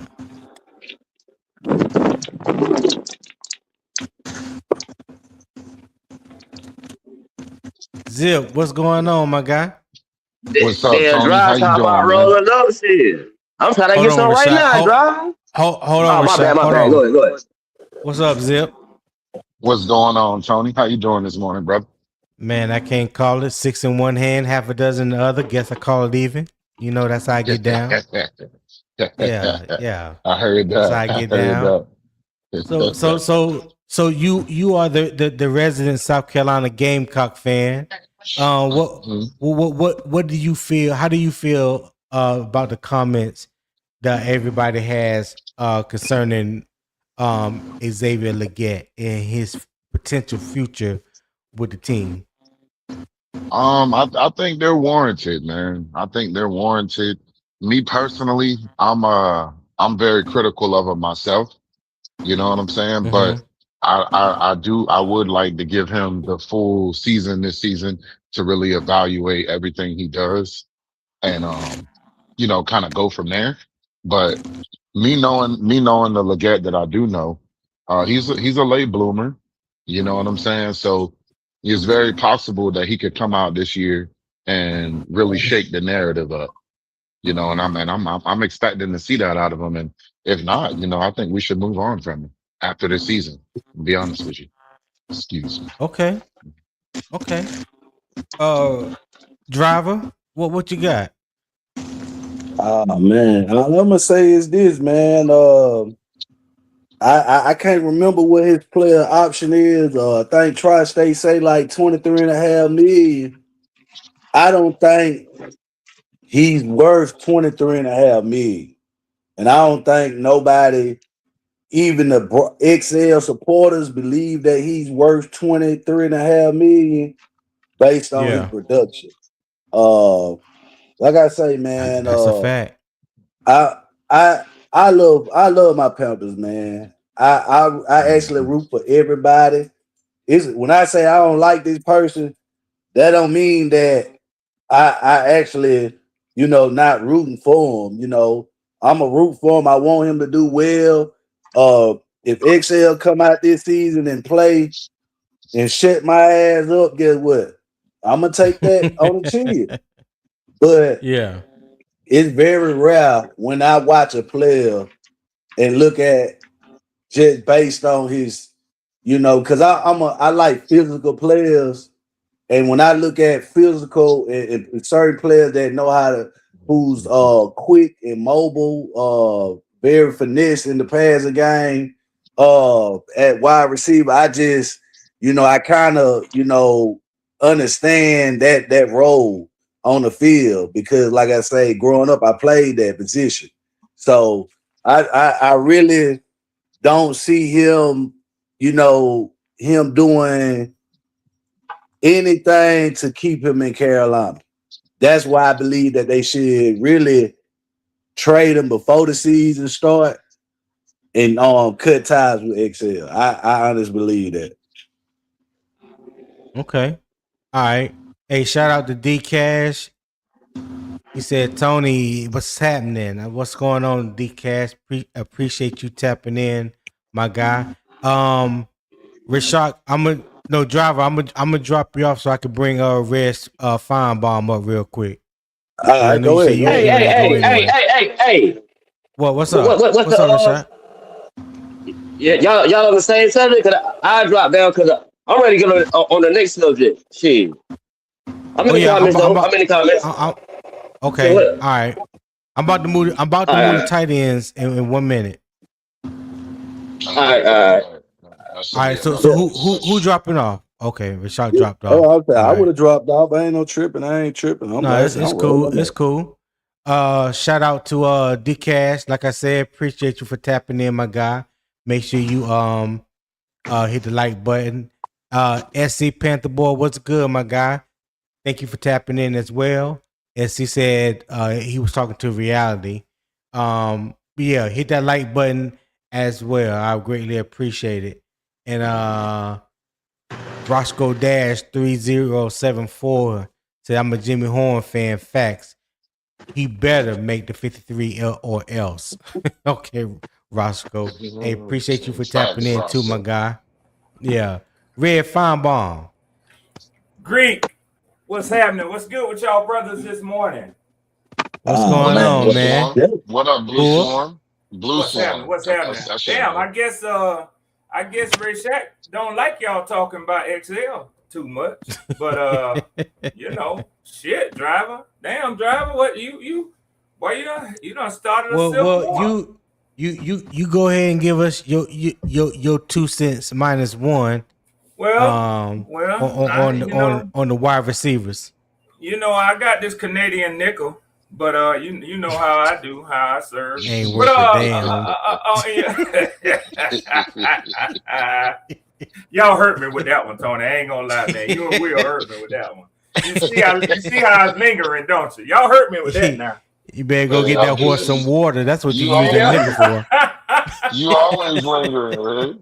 You gotta watch them reported my ass AWOL. But look, man, on a real tip, I put this comment. Well, driver, I did a little research while you was waiting, because I know Tony, he may not be able to get to it because he got a lot going on, manning these wheels and steels. But the difference in yardage between the 20th ranked offense and the 27th ranked offense was literally 25.6 yards per game. Right? Doesn't seem like a lot, does it? But you know what's crazy? The difference in that is the same difference in passing yards. I didn't look at it in relation to running yards because today's topic is about the receiving core. If Bryce were to throw for an additional 25 yards per game, he'd be just over 200. So right. I don't know, but I did that to say this on your discussion about the wide receivers, and I know you had a different topic yesterday, but pun intended, the wide receiver quarterback relationship is a codependent relationship. So, meaning no, you gotta meaning that the actions of one directly affect the actions and results of the other. There's no splitting it up. There's no, he's good at this, but he's failed his receivers. Or they're good at this, but they failed their quarterback. You can't unscramble that egg. So you can have discussion all day about, does a higher level of quarterback play increase the level of wide receiver play, or does the higher level of wide receiver tight end play increase the level of quarterback play? I, for one, do not necessarily subscribe to that opinion. Now, I put in the comment that I don't really know whether or not the discussion about your second, third receiver and your tight end, that might be a moot discussion. Because if you It's look, not, but go ahead. okay, great. And I said, I think it might be. If you look into the numbers, and I'm here to stir this shit up. If you look into the numbers, you have significantly below average numbers when it comes to tight end and wide receiver production, second wide receiver, third wide receiver, and tight end production on the Carolina Panthers. I'm down. I think we all know that, Red. I think that has been widely known and talked about. So you're not saying anything that we haven't mentioned already. Well, you We don't.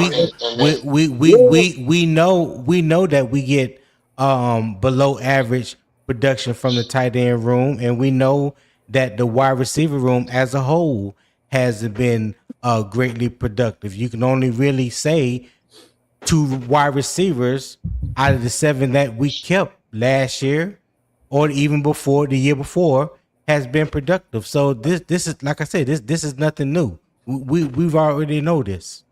Tony, you do.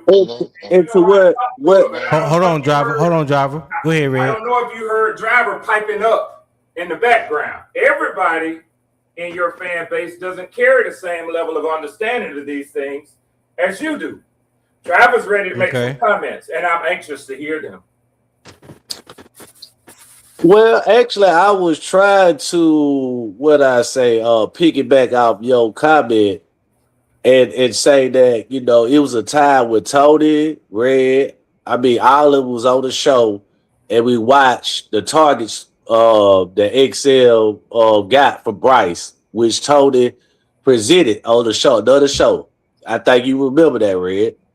And when we was watching XL route running, it was horrendous. You know what I'm saying? Yeah, popping. Okay. Yeah, Papa was there too. And we watched his route running just last year. And what we saw was a guy who's not fluid, who don't know how to run, crisp routes. He's rounding off a lot of his routes. He don't know how the sideline awareness. He had a few outsides penalty. It's more about the mental state of the game, and it's like, we're trying. And when people say, well, you got to give him the same grace as Bryce, why would you? How is you comparing a wide receiver position to a quarterback, for one? And what I take from what I'm hearing is that, you got Coker and Tech who came and understand the offense, but XL gotta be carried up to up the part to just for the people who think that he don't need to be on the team, for us to goddamn reward him. We ain't trying to reward no nigga who ain't doing their motherfucking job. Well, Zip, as you well know and Tony knows, that wasn't the case that I just made. He totally didn't address what I said, nor did he have to. Because I'm not the one who's presenting the topics. Tony is. But you didn't have to respond to what I said, driver, about the usage of the second, third wide receiver and the tight end. Again, you went to XL. And since you mentioned Pop, and I want to commend him on the excellent job that he did. But driver, even with that, for you to bring it up is disingenuous when you only mention half of what Poppin exemplified in that cut up that he did. He did show lazy route running. He did show a sideline awareness of where he is on the field, as Tony rightly pointed out today, that he lacks that. And most receivers, when they get drafted, especially I think in the first round, they're already displaying that. So yeah, that's on XL to improve. And it may be part of the reason why he's fallen down your ranking order Okay. as far as, you know, where the wide receivers are. But Poppin also displayed, credit to him, Poppin also displayed some very poorly thrown, uncatchable passes to him. And I That's a appreciate fact. him showing every pass that that XL was involved in last year. So you can look at it yourself and determine, you know, whether it was more on one or more on the other. But I think what you just did, and thank you, driver, was point out what I came onto the show stating, Tony, is that the quarterback wide receiver relationship is a codependent one. Well, can Well, I let say me. something to Okay. that real quick? Hold on, Can I say driver. something? Hold on, driver. I'm gonna let Zip go, and then we're gonna get off this topic so I can go ahead and move on to tight ends. Tight Go end. ahead, Zip. All right, so speaking of that, well, We could first be, I just want to say, we could barely hear you, dog. We could barely I hear can't hear you. you real clearly, Zip. I can't hear you too good, man. right? What about now? Y'all can't hear me? We can hear You you. It's low, but it sounds like it's trying to break up a little bit too, Zip. Hold on, yeah. 1 second. Hold on, let me swap my. I know what I'm talking Go ahead, driver. While Zip getting his mic together. Go ahead, driver. Well, Be I quick was with it. just, How about now? yeah, Can I y'all wasn't hear me really now? gonna take long, We can hear but you better. Yeah, yeah, it was just. hold on, Zip. I'm gonna let driver go real quick, and then I'll come right back to you. Go Oh ahead, yeah, driver. I was just saying that Red. I mean, I did pick it back because you was talking about the number 2 wide receiver, and XL was our number 2. So I was Okay, just I see. saying that. Yeah, I wasn't really trying to go in too much depth, but I ended up carrying that. Yeah, I Okay. see what you're Go saying. ahead. Go ahead, Zip. We hear you now. Oh, y'all can hear me now? Yes, sir. Yeah. Okay. So no, just speaking of what Red said, I get it that the passes that were, that you guys evaluated that were thrown to Excel weren't the greatest passes. But one thing I just want to, I want to make notice on is, for one, every pass ain't gonna be the greatest. When you talk about the relationship between your quarterback and the receiver, a lot of the times what that is an understanding pretty much between your pass catcher that, hey, I know every pass ain't gonna be the greatest, but I understand where you're trying to put this ball and I'm gonna catch it. You understand me? Now, Right. when you go back and you look at our receivers as a whole, and I mean everybody through Bryce's tenure, Bryce Young he's made some good connections with some of these players. So when people put emphasis on the fact that he threw uncatchable balls to XL, damn, he's thrown untouchable balls to a lot of players on this team, but a lot of them have gotten over it. Why hasn't XL? That's a good point. That's a good point, and that's a comment that I have made frequently for people that when you talk about that Bryce Young to XL connection and that very thing that Red was just talking about, the cut up that Poppin showed, and what I've always responded back to is, have you seen Bryce have a connection like he has with XL with any other wide receiver on the team? And I'm willing to bet 1,000 to 1 that you haven't. So when you look at it from that standpoint, the common denominator is who? XL. Okay. So there's something that's lacking in the relationship between Excel and Bryce.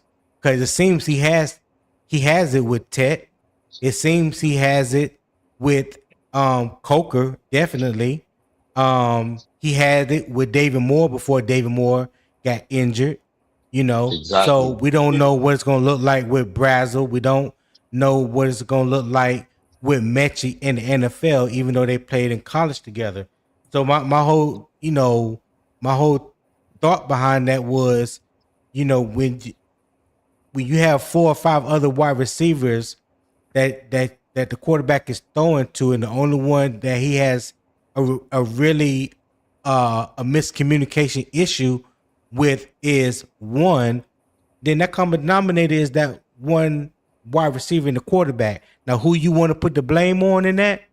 I'm not here for that. You know what I'm saying? I'm not gonna go one way Hmm. or the other. Or But the what I other. will Yeah. say is that the connection that he has with XL is not like the connection he has with other wide receivers on the team. And even the catches that Tet dropped last year, which he led the team in drops, but he made up for those drop catches. He didn't get into his head. He didn't soak, you know what I'm saying? Or he didn't lose Hmm. interest in the game.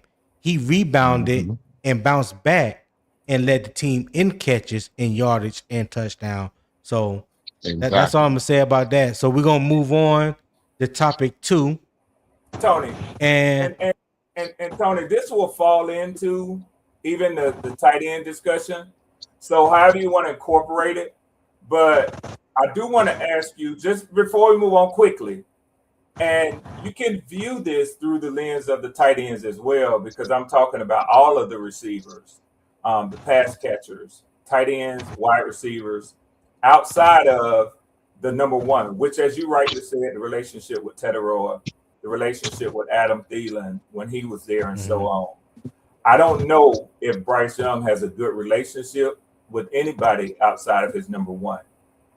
I'll just make that statement as we transition to even the yeah, tight ends. well, that statement is bogus, Red, but I appreciate it. Well, I can show you with the I numbers. No, I don't care what the numbers say. I want to see Okay. what I'm going to go by what I've seen on the field. That's more Okay. important than Thank any you. number that you could put on the screen. Thank What you. does the film Thank tell you. you?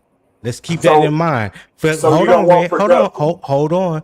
The Okay. film don't lie. Production Okay. don't lie. What you Okay. see with your own eyes don't lie. So we're gonna Okay. leave that right there. Then we're gonna move on. So Okay. the tight end room also produced several contributors. Carolina's all official review listed Trimble with 27 receptions for 249 yards and 2 touchdowns. Jatavion Sanders with 29 receptions for 190 yards and 1 touchdown. And Mitchell Evans with 19 receptions for 171 yards and 2 touchdowns. The presence of the receiver core and the tight ends gives Carolina several possible matchup answers, but targets must eventually be organized by situation and trust. So here's the context: contested catch ability matters most when separation is difficult or the field become condensed, but a contested catch can mean two different things. The receiver created the best possible leverage against tight coverage, or the receiver failed to separate, forcing the quarterback to attempt a difficult throw. Those situations must be evaluated differently. Third down reliability includes more than catching the ball. The player must understand the sticks, recognize coverage, adjust the pressure, reach the correct landmark, and be ready when the quarterback needs the answer. Red zone reliability requires release, body positioning, timing, option route awareness, blocking, and scramble drill discipline. So my question to the panel, and Zip, you can go first on this one, and then Yeah. Red. Is Carolina's wide receiver tight end group proven enough to make contested catches, convert third downs, and finish red zone drives consistently?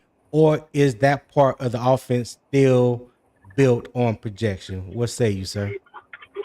I think they are, Tony. I think if we were to put since we moved on to tight ends, I'm gonna focus more on the tight end room. I think I if we were to appreciate it. put if we were to put more of an emphasis to get those guys the ball, get them more involved in the offense and put them in the position to make those contested catches, I think they damn sure would come down with it. I seen Mitchell Evans come down with a couple last year. You know what I'm saying? And Yeah. that being my point, I think not only I'll say this, not only do I feel like Bryce Young don't target the tight ends enough, but I don't think that Canales incorporates them in the offense enough either. He uses them more as blockers rather than I think we should be drawing up more plays for these tight ends across the middle of the field And Bryce Young has shown a decent ability to move the ball over the field, over the middle of the field last year. I know that was a question mark, but I think we should do that. Okay. Hey, driver, I'm gonna drop you off real quick so I get T Cole up here. All right, I appreciate you. All right. All right, dog. Later, driver.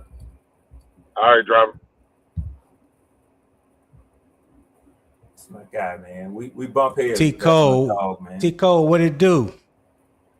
Good morning, fellas. How's it going? What's good, Hey, T? good morning, man. Good morning. Hey, Red, we're gonna go ahead and get Red real quick, and then you can go after Red. Go ahead, Red. So my personal opinion is it's hard for me to say that you have competent tight end play when you look at the production of your tight ends. Now, who's the fault for that? Nobody knows. I mean, I'm gonna listen to y'all's opinion, but I can say this, and I think y'all will agree with me. Y'all have a horrendous tight end room. It was widely thought that you guys would go after a more elite level tight end. I know that the guy from Texas was, highly sought after and thought of coming out of Texas, and I thought he was going to be a very productive tight end. Jatavion Sanders. I thought personally, because I watch a lot of SEC and a lot of Texas football, I thought that he might be a problem, when having to face him. But he, for some reason, he's invisible in y'all's offense. I think the most productive tight end that I've seen y'all had is Tommy Tremble, and he ranks number 46 in passing yards in the NFL when you include his playoff catches for 271 yards and 47th over the regular season with 271 yards and 249 yards in the regular season. So something is going on with y'all's tight ends. But upon your question, I would say y'all need help in that position. Okay. Tico, what you got, dog? Talk to me. I think pretty much along the lines what everybody's been saying. For whatever reason, the production hasn't been there. Facts. I think Jatavion Sanders was coming into his own before he landed on his neck in Kansas City in 2024. Facts. Facts. That's after he landed on his neck in 2024 in that Kansas City game, he ain't been the same. He ain't been fully healthy, and he ain't really been producing when he was healthy since then. Facts. So that's still, we know the skill set he has. That Saints game, I think that was his first game when he hurdled the dude and went down the sideline. He got a few touchdowns where he was wide open in the end zone, scrambling around, backyard type plays. I think he could be that mix match for us, that big receiver type in the spread and spread sets and moved out from the stretched out from the line of scrimmage. Yeah. But Cade Otton had a pretty good season with Canales and Baker. Yes, he did. And so I don't know whether it's scheme, whether it's the read where Bryce whether it's the read or however the reads may take him, or his Bryce decision or the coordinator's decision or the game plan. I'm not sure what it is, but I say it's more lack of production than it is talent, because I believe that Tremble has enough talent to do his 111, if that makes sense. I don't think, if you run a drag route and they're in zone, then eventually the tight end's gonna come open if you got time. You see what I'm saying? Yeah. You see what I'm saying? So it's certain routes where, it's the decision making of who you choose to go to in that time period. So I'm not sure exactly. I don't want to ramble on about it, but I think we need. I do think we have about. I'll say Tremble is about a C plus, maybe a B minus. Right. As far as his talent, because when he's targeted, he's right on that average tight right? Because if you think about it, when he's targeted, he makes plays. That's true. It ain't too many drops or too many busted assignments that you see when Tremble or drops or where he ran the Not like wrong his route and first shit like year. that. He definitely has gotten Oh yeah, better. definitely that first Yeah. year. But I think we definitely could use an upgrade. I'm not saying, some people like to say we start talking about players and doing real evaluation. They're not saying we call them haters. We want to see them leave. Yeah. No, I'm just saying we don't have an alpha in the room, and not saying we need an alpha. I'm just saying that the production has to come up if we had an alpha, and I feel like if we had an alpha, the game plan would be more centered around him. But you still have to find ways to get your guys involved in the game schematically.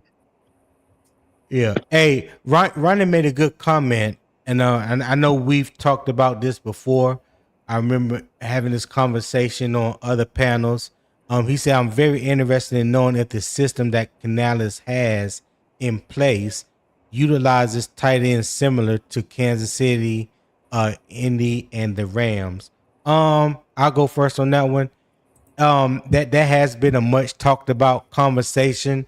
Like T Cole just mentioned, Cade Otton had success with Dave Canales, but I think I contribute a lot of Cade Otton's success in that system because you had a 1 and a 1A basically at receiver when you talking about Michael Evans and Chris Godwin, that kind of took that pressure or took the eyes away from looking at the tight end. We haven't gotten to that point with our receiver core to be that good to take some eyes away from the tight end. They literally have to be schemed open for the most part in order for, in my opinion, for Bryce or even the coordinators to utilize them. None of them are a threat like a K Otten. So let me just be clear on that. I would love to see more seam routes and catches over the middle from the tight ends, especially out of 12 personnel, and which is something that the Rams use a lot. 12 and 13 personnel. When you got two tight ends on the field, but the defense know one of them is not a threat. He's gonna mainly block. This other one, yeah, he's probably gonna come out into the What's up, route, dude? right? Doing that? But until you can, until you have Yeah. a zip, It always runs up after the PM, dog. Never mind, I do it. No matter, if you got two wide receivers that are pass catching threats, that puts the pressure on the defense. But when they know the one, that one of those tight ends is brought in solely to block and they don't have to worry about him, then I think you become less effective from the 12 personnel perspective, and the defense isn't really worried. But that was a great statement by Ronnie. Tico, what you think about that? I think you hit the nail on the head about them having more options for defenses to be worried about. They had to bracket Evans. Depending on the team in the corner you playing, they probably ain't gonna leave that corner on the island with Evans over there. So when you have receivers that dictate coverage, then like you said, the tight end gonna get is gonna get less what you call it. It's gonna get less attention for the defensive eyes. For the defensive eyes, and it's more probable for him to be open, down in and down out, especially on money downs when they feel like they're going to Evans or Godwin. And even McMillan, even that third receiver was pretty. Even McMillan was a dog. I contribute. Yeah. You got to contribute. You got to give Baker his credit too, because ultimately the quarterback has the ball. We don't know what the coach told him to go with it, or what the first read was, or what the play was supposed to be. You see what I'm saying? All we know is Baker got him the ball. Right. So Hey, go ahead, Tico. I thought you was I done. was Go ahead. finished. I was finished. Oh, hey, Red. Let me drop you off. Okay, Real you quick. good. So You good, I Tony. bring Nick. You good. Hey, as I Okay. drop down, let me just say this. If you would address Broski's comment, and I'm gone, but just that a lot of top offenses utilize the tight end position as a receiving threat. I like to hear y'all talk about that. But I appreciate you for having Well, me up, I brother. just I'll be listening. well, before you go, I did just mention that you Okay. have to have 2 receiving tight end threats to be utilized as a threat. If you got 12 personnel and you only if only one of those tight ends is a receiving threat and the other one is in just for blocking, that doesn't oppose a threat to the defense. So it really doesn't make 12 personnel really that effective. When the Rams do it, they have 2 uh tight ends that can block and catch. When Indy does it, they have 2 tight ends that can block and catch. When Kansas City do it, they have 2 tight ends that can block and catch. That's a threat in the passing game. So yes, I understand there's a lot of tight ends or a lot of teams that have 2 pass catching tight ends. The Buffalo Bills have 2 pass catching tight ends that are a threat. The Green Bay Packers have 2 pass catching tight ends that are a threat. We do not have 2 tight ends like that are threats. So yes, I hope that addressed that question. Nick Gaskins, what's happening with you, brother? What's good? What's good? And hold on before I Nothing get much. started. Shout out to Will Robinson for the $5 super chat. I appreciate it, my brother. He said we have a talent gap at tight end. We need to upgrade if possible this camp. All right. Appreciate that $5 super chat, Will. Go ahead, Nick. What you got? Oh, I was listening to y'all, but Big y'all Perk, what's up? all Big Perk? yeah. What's up? Yeah, I think that I think what you just said was like, I mean, I don't think people pay attention, man. We don't have the personnel to do what they talking about. Like Yeah. when we go into 12 personnel, we know one of them tight ends is blocking. I mean, Mhm. but what we can't. But what I do want to say is that I feel like Jatavion Sanders is a threat in the passing game, but however, I feel when he got dumped on his brain cap, I think he thinks twice when he tries to catch the ball, because there was I don't know if everybody paid attention. There was a lot of throws across the middle to him that he dropped. There was Yeah. throws across the middle that if last year that he dropped them, and I think it was him overthinking, like, oh, I got to prepare for this hit. Right. And I mean, and I'm not knocking him. I mean, that hit he took on the sideline was crazy. So, not knocking him, but I think that he's going to have to get that out of his system, or like y'all saying, we might need to upgrade at that position. I don't know. I don't. I mean, I don't know if Evans is going to turn into that. I obviously we did see some flashes from Evans, and with the flashes that we saw, I really did like. But at the end of the day, like y'all were saying, we don't have an alpha in that room. And Yeah. just like T Cole saying, I don't know if you need to have an alpha. You can say that, yeah, the teams run 12 personnel, all that kind of stuff like that. The team that won the Super Bowl, they got one dynamic tight end. The other ones are just there.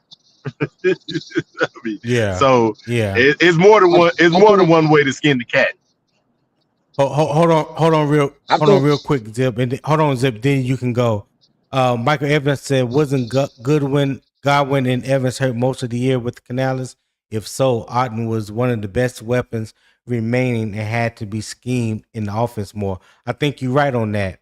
I think you're right on that. I think well, I know Godwin was hurt a lot that Yeah, season. I think Mike I missed don't like he missed 6 like 4 or games. 5 games, Yeah, right? something Something like like that. that. Yeah. Hmm. So you right, Mike. Yeah, they did have to scheme him open, scheme him into the offense a lot that year. You correct. And shout out to Vietnam for the $4.99 super chat. He said our tight ends are threats if you actually throw them the ball. Evans didn't drop a single pass that I saw last year. You are correct on that, and I was hoping that when he made a couple of critical catches on like third down, that he would get the ball a little more, but it didn't happen. But I have high hopes. For Mitchell Evans. But I appreciate that $4.99 super chat. And he sent another one. He says, easy to say we don't have a talent at tight end because they are not household names. But if they get a chance to make a play, they will. I can agree with you on that too, Vietnam. Yeah, for sure. Like I said, I don't believe that we utilize the tight ends enough, especially down the seam, over the middle, the field, that part of the field wasn't threatened a lot from us from an offensive standpoint. So I get exactly what you're saying, and definitely appreciate both $4.99 super chats, my guy. Appreciate it. Go ahead, Zip. Well, I mean, to be honest with you, I kind of forgot what I was going to speak on directly at that point. My But bad, no, dog. My bad. no, it's all good. It's all. Hey, Tony, I'll say I'll respect how you run the panel, brother. You know, it don't get real chaotic. You know, you organize everything, and everybody get to get their say Yeah. so. So you know, hey, I'm not upset, brother. But I will say one thing though. I think that we need to shift the focus a little bit because, like you said, with Mitchell Evans. I think if we give him a larger role, we go to him a little more, we might see some, you know what I'm saying, some progression there from the tight end. Yeah. But Mm. I don't think Jatavion has been what we brought him in to be. You know what I'm saying? So to be honest with you, I'm almost ready to move on from him too. You know, Yeah, almost. go ahead, Zip. My bad. Go ahead.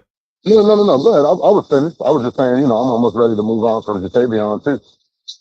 Yeah, but like Tico was saying earlier, man, hey, he was spot on with that, man. Ever since he came back from that neck injury, he Mm-hmm. has not been the same. Like he don't really want the contact.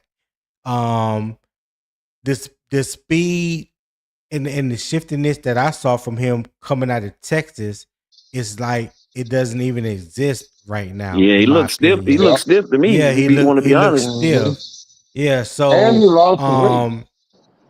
and he lost weight. So that to me, that's more mental than physical. Because right now he's healthy, Mm-hmm. right? Right now he's Mm-hmm. healthy.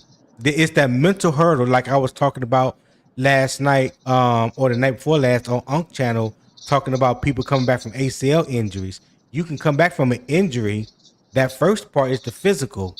Then you got to get over that mental hurdle. You know what I'm saying? Yeah. And I don't think he's Yep. gotten over that Yep. mental hurdle yet. Yeah, he had. You know what? Because he been hurt 2 times after that neck injury. That I think because last year he had the ankle. He fucked up his ankle, so that's why he missed what the last 4 games, I think 6, 4, so. Something like 5, something that. like that. Yeah, something like that. Yeah, so Yeah. he's been hurt pretty much every year he's been here. Yeah, Go that's ahead, where it's Nick. fragile, man. I want listen. That is exactly what I like. But people don't realize, man, that it's you got to gain confidence in yourself again, and especially with the injury he had, a neck injury. You never know, man. You could end up being paralyzed. You never know what could happen to you because y'all like it's what y'all. He gonna have to gain confidence in himself, and just like Yeah. Tico said, man, when you out there moving stiff, that's when you jack something else up. When you ain't Mm-hmm. Yeah. when you ain't letting your body, that's when you ain't letting your body do what you have normally let it do. I mean, because I ain't even gonna lie to you. If y'all have ever seen his college tape, the dude invited contact, and you just couldn't get him down because he was bigger than you. Listen. That dude caught everything and he wanted to smoke. You hear me? Yes, He caught I ain't everything, gonna, and he wanted to smoke. Yeah. Yep. Lowering that shoulder. I mean, I ain't even gonna lie to you. The dude. I'm gonna be 100% honest. He is not really a tight end. That dude is a huge wide receiver. So if he can get back to that, we'll have an alpha. We'll have one. Just like Tony said, you got to get over that. He got to get over that mental hurdle. Yeah. I hope he does. I hope he does. Go ahead, Zip. No, I was just gonna say, I think in the long run, Mitchell Evans will end up being our one. And let me say this: I'm not slighting Tommy Tremble either. I like Tommy Tremble. I just don't think Tommy Tremble is a number one tight end. But I think Mitchell Evans over time can give us number one tight end production, because when you look at his play on the field, he's a really good run blocker. He's a really good pass blocker. When he get out in open space, he's Jatavion Sanders from Texas in the NFL. That boy is catching the ball and he's inviting smoke. He wants smoke. Right. And his first, if you go back to the draft profile, combine profile, his 10-yard split was like one of the highest ever. Yes, it was. Yeah, it his was. 10-yard split. So that's pivotal for tight ends, because that's where they make their money at, pretty much. The separation, that's where the separation and acceleration comes from, is from the time if he running a drag route, and if that motherfucker linebacker take any kind of misstep, false step, or his eyes in the wrong place, it's over. Right. See, what I think this offense is missing, and this is what I was alluding to, Tony, I think this offense is missing that aspect where we, and you guys are right. We did, Canales did utilize Otten a lot more over there in Tampa Bay. But I think that's an aspect we're missing, where we could go to a Mitchell Evans, Jatavion Sanders, or a Tommy Tremble underneath and kind of, you know what I'm saying, draw the defense in and then take our shot deep. Or do it the opposite way. Take our shot deep to start the drive off and then dink and dunk. You know what I'm saying? But we got to mix it up like that. We got to have these tight ends come in and get involved in a way that we can mix up where the ball is going. Because right now, I think this offense is predicated solely on our wide receivers and our running backs. Yeah, and I also wanted to mention before I got on the panel. Hold me down for 1 second, Tico. Go ahead. I got you. When you guys were talking about the receivers and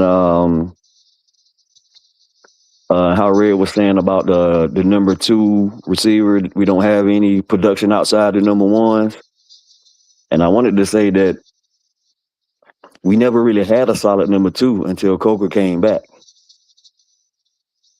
So I think that handicapped our season, starting off those first 6 games with XL being the de facto number 2, because that's pretty much all we had.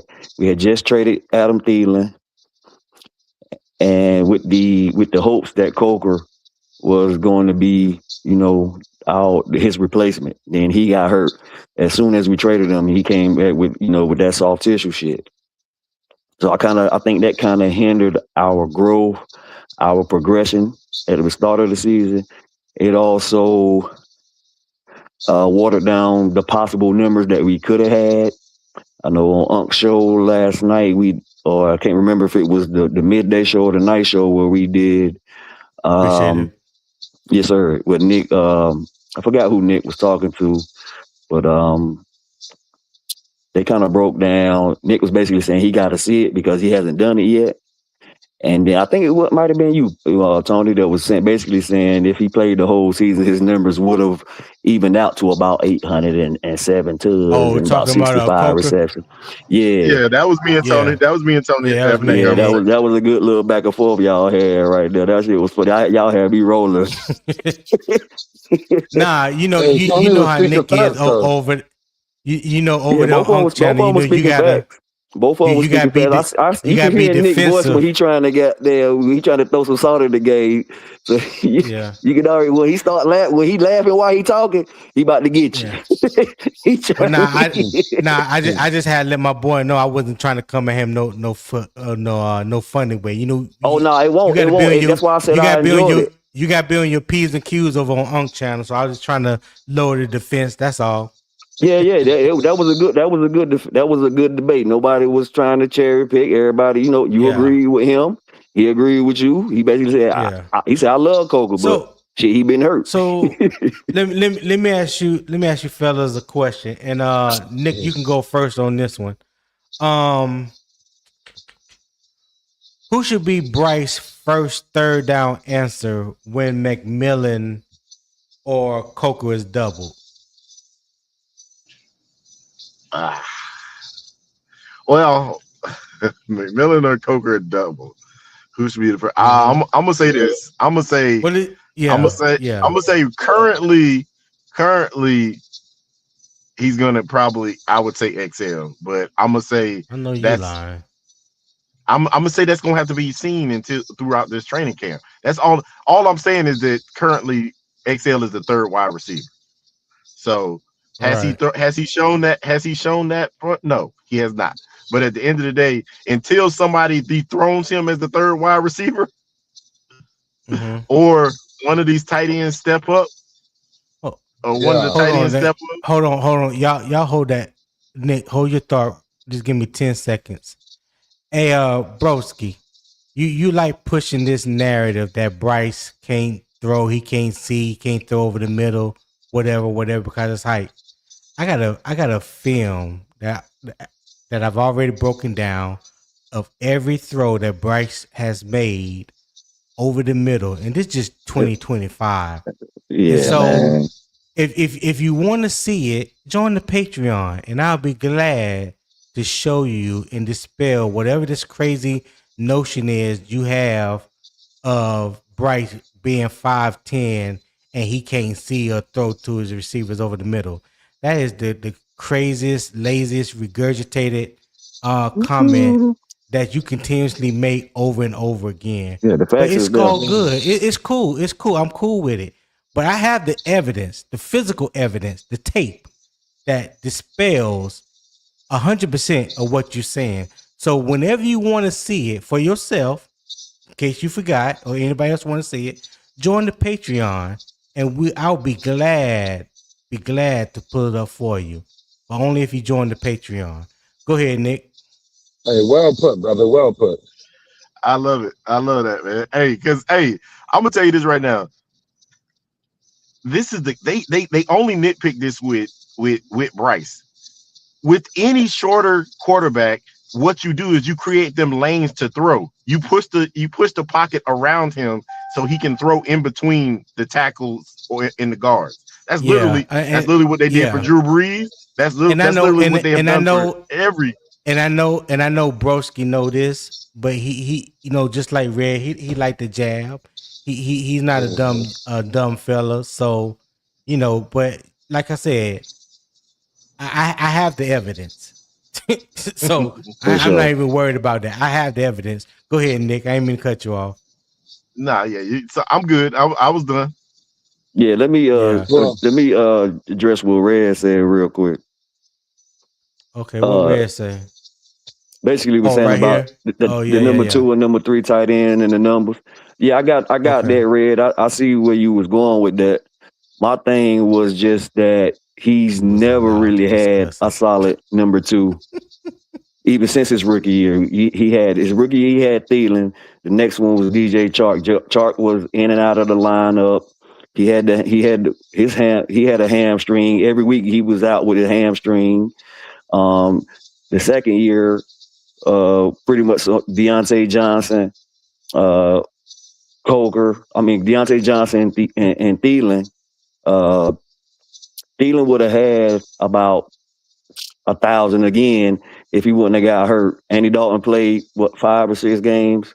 So when he came back, Adam was already hurt. I think Adam was hurt when he came back. So when he came back to Denver game, it was Coker and XL and David Moore. So you see what I'm saying? So each year he's been in the league, he's never really had a solid number 2. Adam was his number 1. Then Ted was his number 1.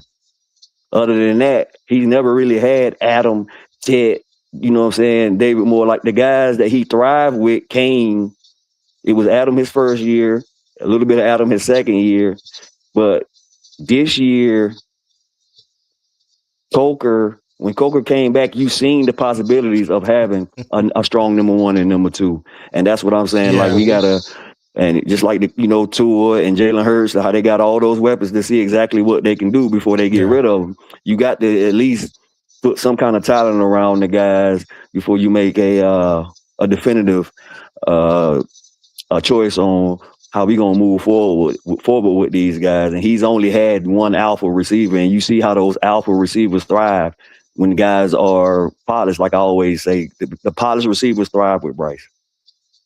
Go ahead, Zip.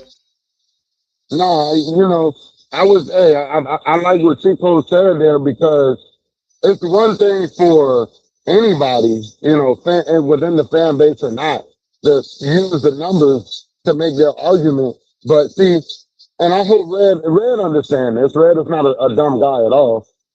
That's for somebody who don't know the knowledge of their team. They don't understand what's going on in the team. If you were talking to anybody else, you might just get off some stuff like that, and it'll be, you win the argument that easy. But it's clearly Jalen Coker was named number 2 to finish the season last season.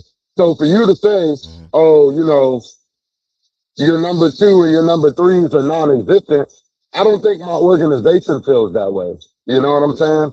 And speaking to the question that you asked, Tony, where you said who would be, if Coker or Tet was doubled, who would be that go-to? That's speaking to what I was saying. I think that we need to start carving out a role for these tight ends in that situation. You know what I'm saying? In that situation, we need a guy. We say, okay, goddammit, when I throw you this ball, I don't care if they got 6 defenders at your leg about to chop block your ass. You better come down with it. You know what I'm saying? Yeah. I think Mitchell Evans is that guy. So who do you think is the answer? That's why I was asking you guys. Who do you think is the third down answer when McMillan and Coker? Well, just say if McMillan is double, who's that third down answer? Me personally, going off of the situations I've seen Mitchell Evans in, I think Mitchell Evans is that answer. You know what I'm saying? I think we just got to give him the role in order for us to see that. Okay. All right. Well, like I've said before on other podcasts, and I've said on my channel as well. Yes, it is a fact that Jalen Coker has not been available the first 6 games in his first 2 seasons. That is a fact. Nobody has ever disputed that, questioned that, or even come up in conversation. My thing has been, and like me and Nick was talking about last night, the trajectory if he would have played a full 17 games, what projection was he on statistical wise, right? So my thinking is, if he's healthy and make it through training camp and he's ready for week 1, I think that goes a long way for one, helping us from getting off to a slow start. That gives another viable option in the pass game. So hopefully that means less double teams for Tet even going into his second season. So I think that complements the running game. Having 2 healthy, dependable wide receivers game 1 ready for the season can, in my opinion, do wonders for you offensively. But as an offense as a whole, for whatever reason, we have been stagnant when it comes to the total overall offense in the league, and that's just the facts. Some people keep saying that they feel like the defense need to do more. Well, I don't think so. I think the defense made a jump from 32nd to 16th, and the offense has been where the offense is. I think the offense needs to make some type of similar jump and match the defense. That's how I feel on that. So another question. Should Should Brazel immediately receive red zone opportunities because of his size and body control? Zip, you go first, and then I go to Tico. Yeah, I think so because in a situation like ours, when you have this young receiving core, I think you want to immediately find out what it is you have in Bradley. So I would target him in the red zone and see what his red zone ability is early on in the season. You know what I'm saying? Because moving forward, to start the season, we got our 1 and our 2, but we need to figure out who's going to hold down this 3 spot. And specifically, we need to figure out where XL is going to be. So, I'm just saying, in a situation like that, if we go to Brazil in the red zone and he turns out to be a red zone monster per se, I Man, don't you know, are man. funny. Hey, I think that's the writing on the wall for my guy XL, man. I think that's the writing on the wall. Tico, what you think? I think he'll get his opportunities, whether they should target him more or I guess that's yet to be. I guess that's going to depend on how he hits the ground running as far as how he picks up the game as far as his awareness. And, everything is condensed in the red zone. So Right. everything happens a little bit quicker. You have to have a little bit more awareness of what's going on. So I think that's going to depend on his development. And I feel like depending on the game plan, it's going to depend on the game plan and what they see throughout the week. And of course, Bryce is the signal caller. So if he sees something, then it's going to be up to him to exploit it. So I just look at him as a mixed match, however you want to put it, as far as red zone in the field. He's tall and fast, body control, has good hands. So it's all gonna come down to execution. Okay. Go ahead, Nick. What was the question? I ain't hear you. I was emptying my truck. Should Brazel immediately receive red zone opportunities because of his size and body control? I'm gonna say this, and this might, I don't know. I mean, I think that in the red zone, we got too many big ass guys, dude. We got too many big ass guys to not be scoring in the red zone every single time. So I'm going to say in the red zone, we should probably go empty. The running back should come off the field, and you should put those giants out there. So yes, Brazel should be out there. Going on. And at the end of the day, if 2 people are gonna go with Tet, somebody is wide open. And I need to see more phase, bro. Yeah. And I ain't gonna lie to you. I actually think that the fade is one of Bryce's best throws. Yeah, I ain't gonna lie to you. When you got 2 guys out there that's 6'5", you know what I'm saying? Like for people that don't know, I know Tico know this. One of the rules when you inside the 20, when you that's considered goal, not goal line, but inside the 20 on into the goal line. Mm-hmm. Yeah, the red zone. That's what I was trying to say. For a quarterback, the quarterback is told to attempt to throw at your head or higher, right? Yep. At your head or higher. So if you got 2 6'5" guys, that catch radius is crazy. It's crazy. and we got 2 guys that are 6'5", they got good hands. One is established, one isn't, as far as the NFL say. But they can go up there and get that. But I'm with you on that one, Tico. And Coker got a 45-inch vertical, bro. Yeah, and Coker is not no slouch. And this is the crazy part about it is that if you actually did watch Brazel swim, which I've watched it, and I told you I still got reservations just because of where he went to school at the end for bad. I don't want no bad habits picked up from that school. That's right. That's what I've said several times. I say if you actually watched it, the dude's body control is ridiculous. It is ridiculous. Yeah, he does Like, dude, have great body control.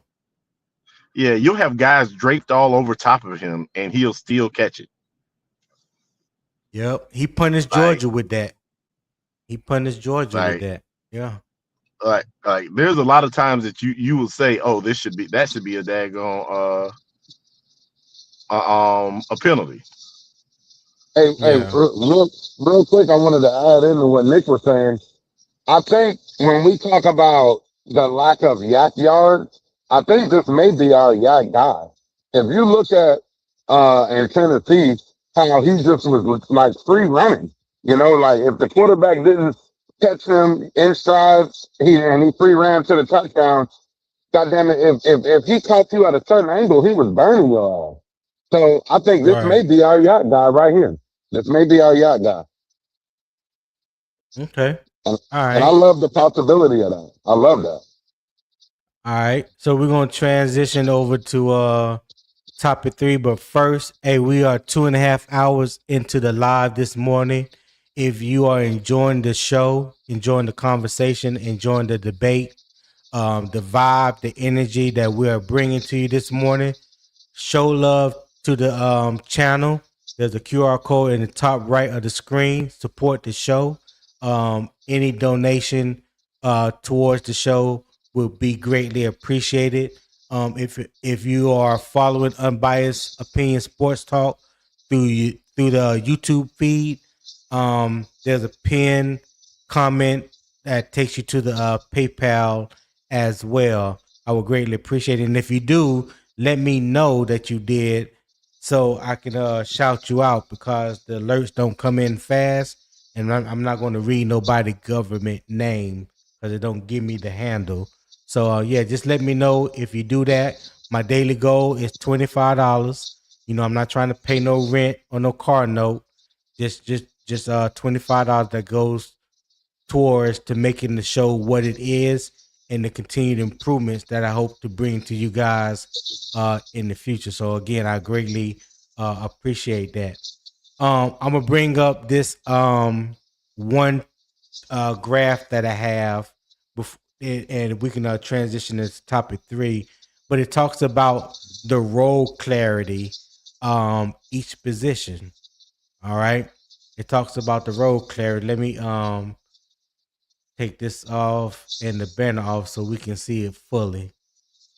All right, can you guys see it? Y'all good? Yes, sir. Yes, sir. So it talks about the role clarity for the wide receivers and tight ends. For the wide receiver jobs, you know, there's 8 roles. You know, you got your boundary X receiver, which we already have that in Tet. Your movement Z receiver. I believe right now Jalen Coker can be the Z receiver because he can play inside and out. The slot or option route receiver, that can be Jalen Coker, or that could be John Mechie. The vertical speed threat, that can be Chris Brazzell. That can even be Xavier Legette, right? The third down chain mover. Right now, I think Coker is like that third down chain mover. You can also sprinkle Tet in there as well. Red zone target, like we were just talking about. There's 2 or 3 guys that can be considered right now red zone targets, perimeter blocking. I think Tet needs some work when it comes to that blocking, you know, from the perimeter. Jalen Coker is a willing blocker. I mean, he doesn't mind getting his hands dirty. XL blocks good too. Yeah, he has gotten better. He's better. He was better last year than he was the first year. Yeah. The return or coverage unit contributor. I think that's going to help separate a lot of these wide receivers when you're talking about the 5th, 6th, and 7th wide receiver. Do they contribute on special teams? Can they help you out there? So I think that's where Bryson Tremaine, Jimmy Horn, David Moore, you know, if people feel like he's not going to be a 3rd or 4th receiver, you know, he can make a name for himself and punt returns. He has done it before.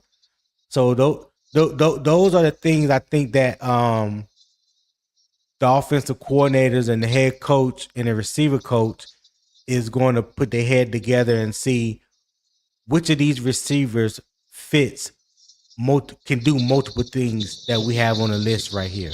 You know what All I'm you can saying? do. Right. The more you can do, the more value you bring to the team. And with the tight end, either you're inline wide tight end or you're a move or F tight end, pass protection contributor, split flow or insert blocker, or you're a red zone target. What about a third down matchup player or special teams contributor as well? I just speaking of special teams contributor, that's where Felipe Franks shine at. You know what I'm saying? He's a special team demon. So I think you're going to see him lock his position down with that. I don't think you're going to see him that much when it comes to pass catching. You know what I'm saying? Hey Tony, Unless you can I just say something real quick about that? Yeah. Dude, I don't know what it is with Carolina Panthers and being able to pick gunners, but for some reason we be finding these gunners and these dudes be nuts, man. So I just think about it. Think about it. Think about the last 10 years in gunners in Carolina. These must have been deadly. Yes, but sir. I just wanted to just point that real out. quick. Let me read the money. Reality Beats 11 with the $4.99 super chat. He said on 3rd and 4th down, we need reliable target on the field like Demo. If Tet and Coker is covered, Demo is going to catch the ball. Would have in the playoffs. I can agree with you. I can agree with you, Reality Beats. I'm not out on David Moore. I don't believe that he is going anywhere. I think his relationship with Dave Canales and Brad Isaac, him knowing the offense the way that he does, and he's a reliable pass catcher, and those things can't be ignored. Even though you may look at him and say he's the old man in the room, but he's still a productive old man when healthy, and I think that matters. I know you want to develop the young players, and I get that, but right now you don't want to run the risk of losing any type of momentum going into 2026 that you ended 2025 with, even though it was a loss in the wild card game. I still look at that as some momentum because we were able to accomplish and get somewhere that we haven't been in 10 years. Yeah, for sure. So what you guys think about this role clarity? And Reality Beats again appreciate the $4.99 super chat. But Tico, tell me what your thoughts on the role clarity for the wide receivers and tight end jobs. Well, first I'd like to say that you broke this down. It was so lovely. Appreciate it. I try. And I think we have the pieces to fit all of these categories. The thing is, right now, like you said about Demo, everybody behind Tet and Coker is pretty much unproven. So if you want to get technical about it, Demo is probably our third best receiver. Second, if you want to throw Coker injury in there, then he ain't played the first 6 games. If you want to break it down even further than that, Demo is solid, bro. Yeah. He's better. He's better than solid. He was the one that was routing up the receivers. He was the one that was routing up receivers when we almost pulled out that Kansas City game in 2024. Yeah. He was the one that routed up Trent McDuffie. He had Trent McDuffie on skates. Yep. That's a top 5 corner. That's a top 5 corner, cuz. Yep. That just got paid. I'm gonna tell you right now, I'm not a Trent McDuffie fan. Yeah, I don't see Oh, why he get okay. all that love he get either. I mean, he's solid, but I There don't. Yeah. Yeah, you I go. see. I There see you go. exactly what you. I There see you exactly. go. He ain't. I mean, he earning his bag. I ain't gonna say that, but I see what you're saying. I don't see why he get as much love as he does. That's all I be Yeah. saying. I don't be saying that I ain't saying he trash. I'm just saying he's not. When I look at Patrick Surtain and Christian Gonzalez, them two dudes special. Yes, sir. I don't Yeah. feel the same way about Trent McDuffie. I just think that he's solid. I'm gonna say he's solid. Yeah. I don't feel That's what's up. I don't feel like that they are I actually, and if you actually go look at the stats, if you actually go line him and JC beside each other, it's almost identical. Yeah, and Jay-Z been hurt. Yeah. Well, what you guys Zip? But what you think about this role clarity for the wide receivers and tight end jobs? I'll say, I think we've done a good job covering all of those in both the wide receiver and tight end over the past few years with bringing those roles in. You know what I'm saying? I think we Yeah. check all of those boxes, every single one of them. Okay. All right. You Did know what you I'm speak saying? on it, Nick? I know you went off Nah, on I the ain't Trent spoke up. McDuffie tangent. My bad. Hey, Nah, you good. You I good, do dog. believe we have the tools to be necessary. I know we have to make some evolution in the tight end room, but I think that one of those tight ends is gonna step up this year. So if one of them steps up, I think that we have the players to fulfill every role, no matter how much we dislike one player or the other. I think that we have backfields to fill those positions. So I think we're gonna be Yep. good. I think we're gonna be good this year. I have high hopes that we are going to have two wide receivers over the 600-yard mark. Yeah. That's a shot at the conversation me and you had. So yeah. So yeah. I So heard you. I wouldn't gonna feed into it. I heard you. So yeah, so I think that we have the talent to do what we need to do and to get better. And I think I mean, yeah, I just think that we got the talent, and I think we should be okay this year. I think a lot of people are worried about this daggone who we got to play this year, but I ain't even gonna lie to you. I actually think we played better against the teams that we shouldn't have played good against. So with that being said, I think we should be okay. Facts. Yeah.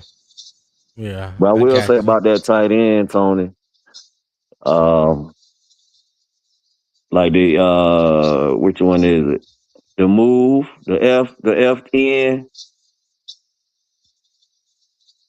and the FN third down matchup player.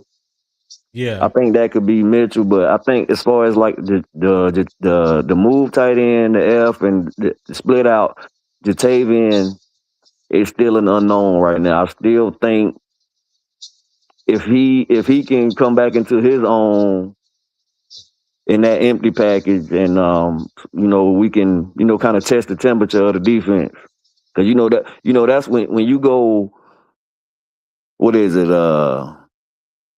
11 personnel, Yeah. but you go empty. Yeah. Right. So Yeah. you see what I'm 11 saying? personnel. So you come out, say you come out in slot left, one running back, slot to the left, 3x1 or 2x2? 2x1, 2x1. 2x1, one tight end, one running back, three receivers. Got me? Okay. Okay. Yeah. Yeah. Okay. So Yeah. slot left, one single back, tight end on the line, tight end to the right.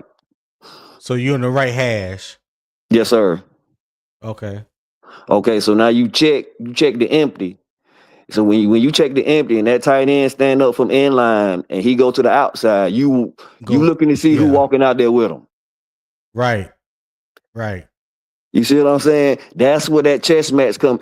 Is the linebacker gonna walk out there with him, or are the corner, or are they gonna stay or the put, safety or the or the safety, safety. or the Yeah. safety, or are they gonna stay put and just let the corner stay out there with them? Either way, you dead. You see what I'm saying? If the play work right, because if you stay put and the corner get out there, that means now you have one of those number 3 at slot receiver, or the running back that's Yeah. in there against a linebacker. Mm-hmm. If the linebacker walk out there with your pass catching tight end, that's a favorable matchup. So that's why these roles play so much of so much importance. a significant role, because of the game plan and the pre-snap reads and what you can the matchups, so to speak. Yeah. That's what as a whole for the offense, I want to see a lot more of.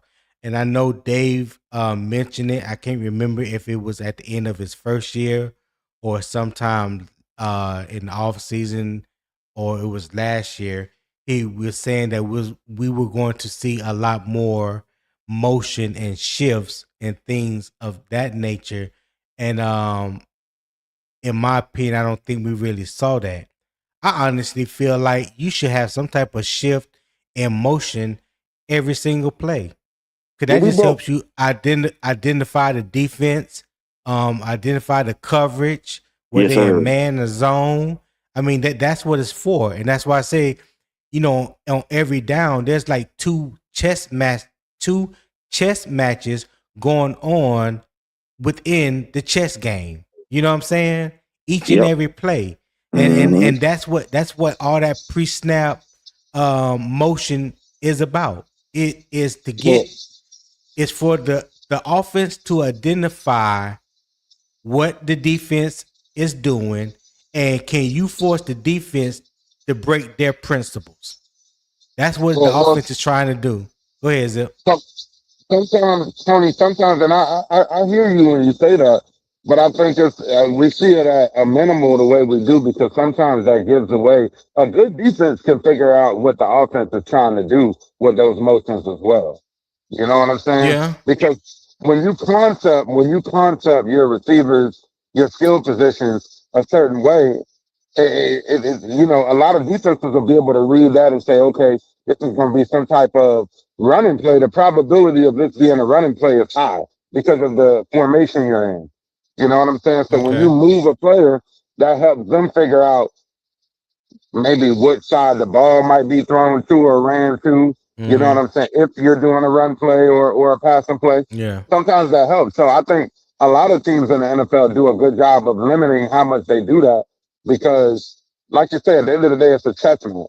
You know what I'm saying? Exactly. Yeah, that's what I was just about to say. Is if that's the chess match. Is Yeah. you know what I'm saying? When if the defense get a read on it, what I will say about Canales and Isaac and the offense, whoever comes up with the game plan, whoever comes up with the game plan, is they do do a lot of window dressing.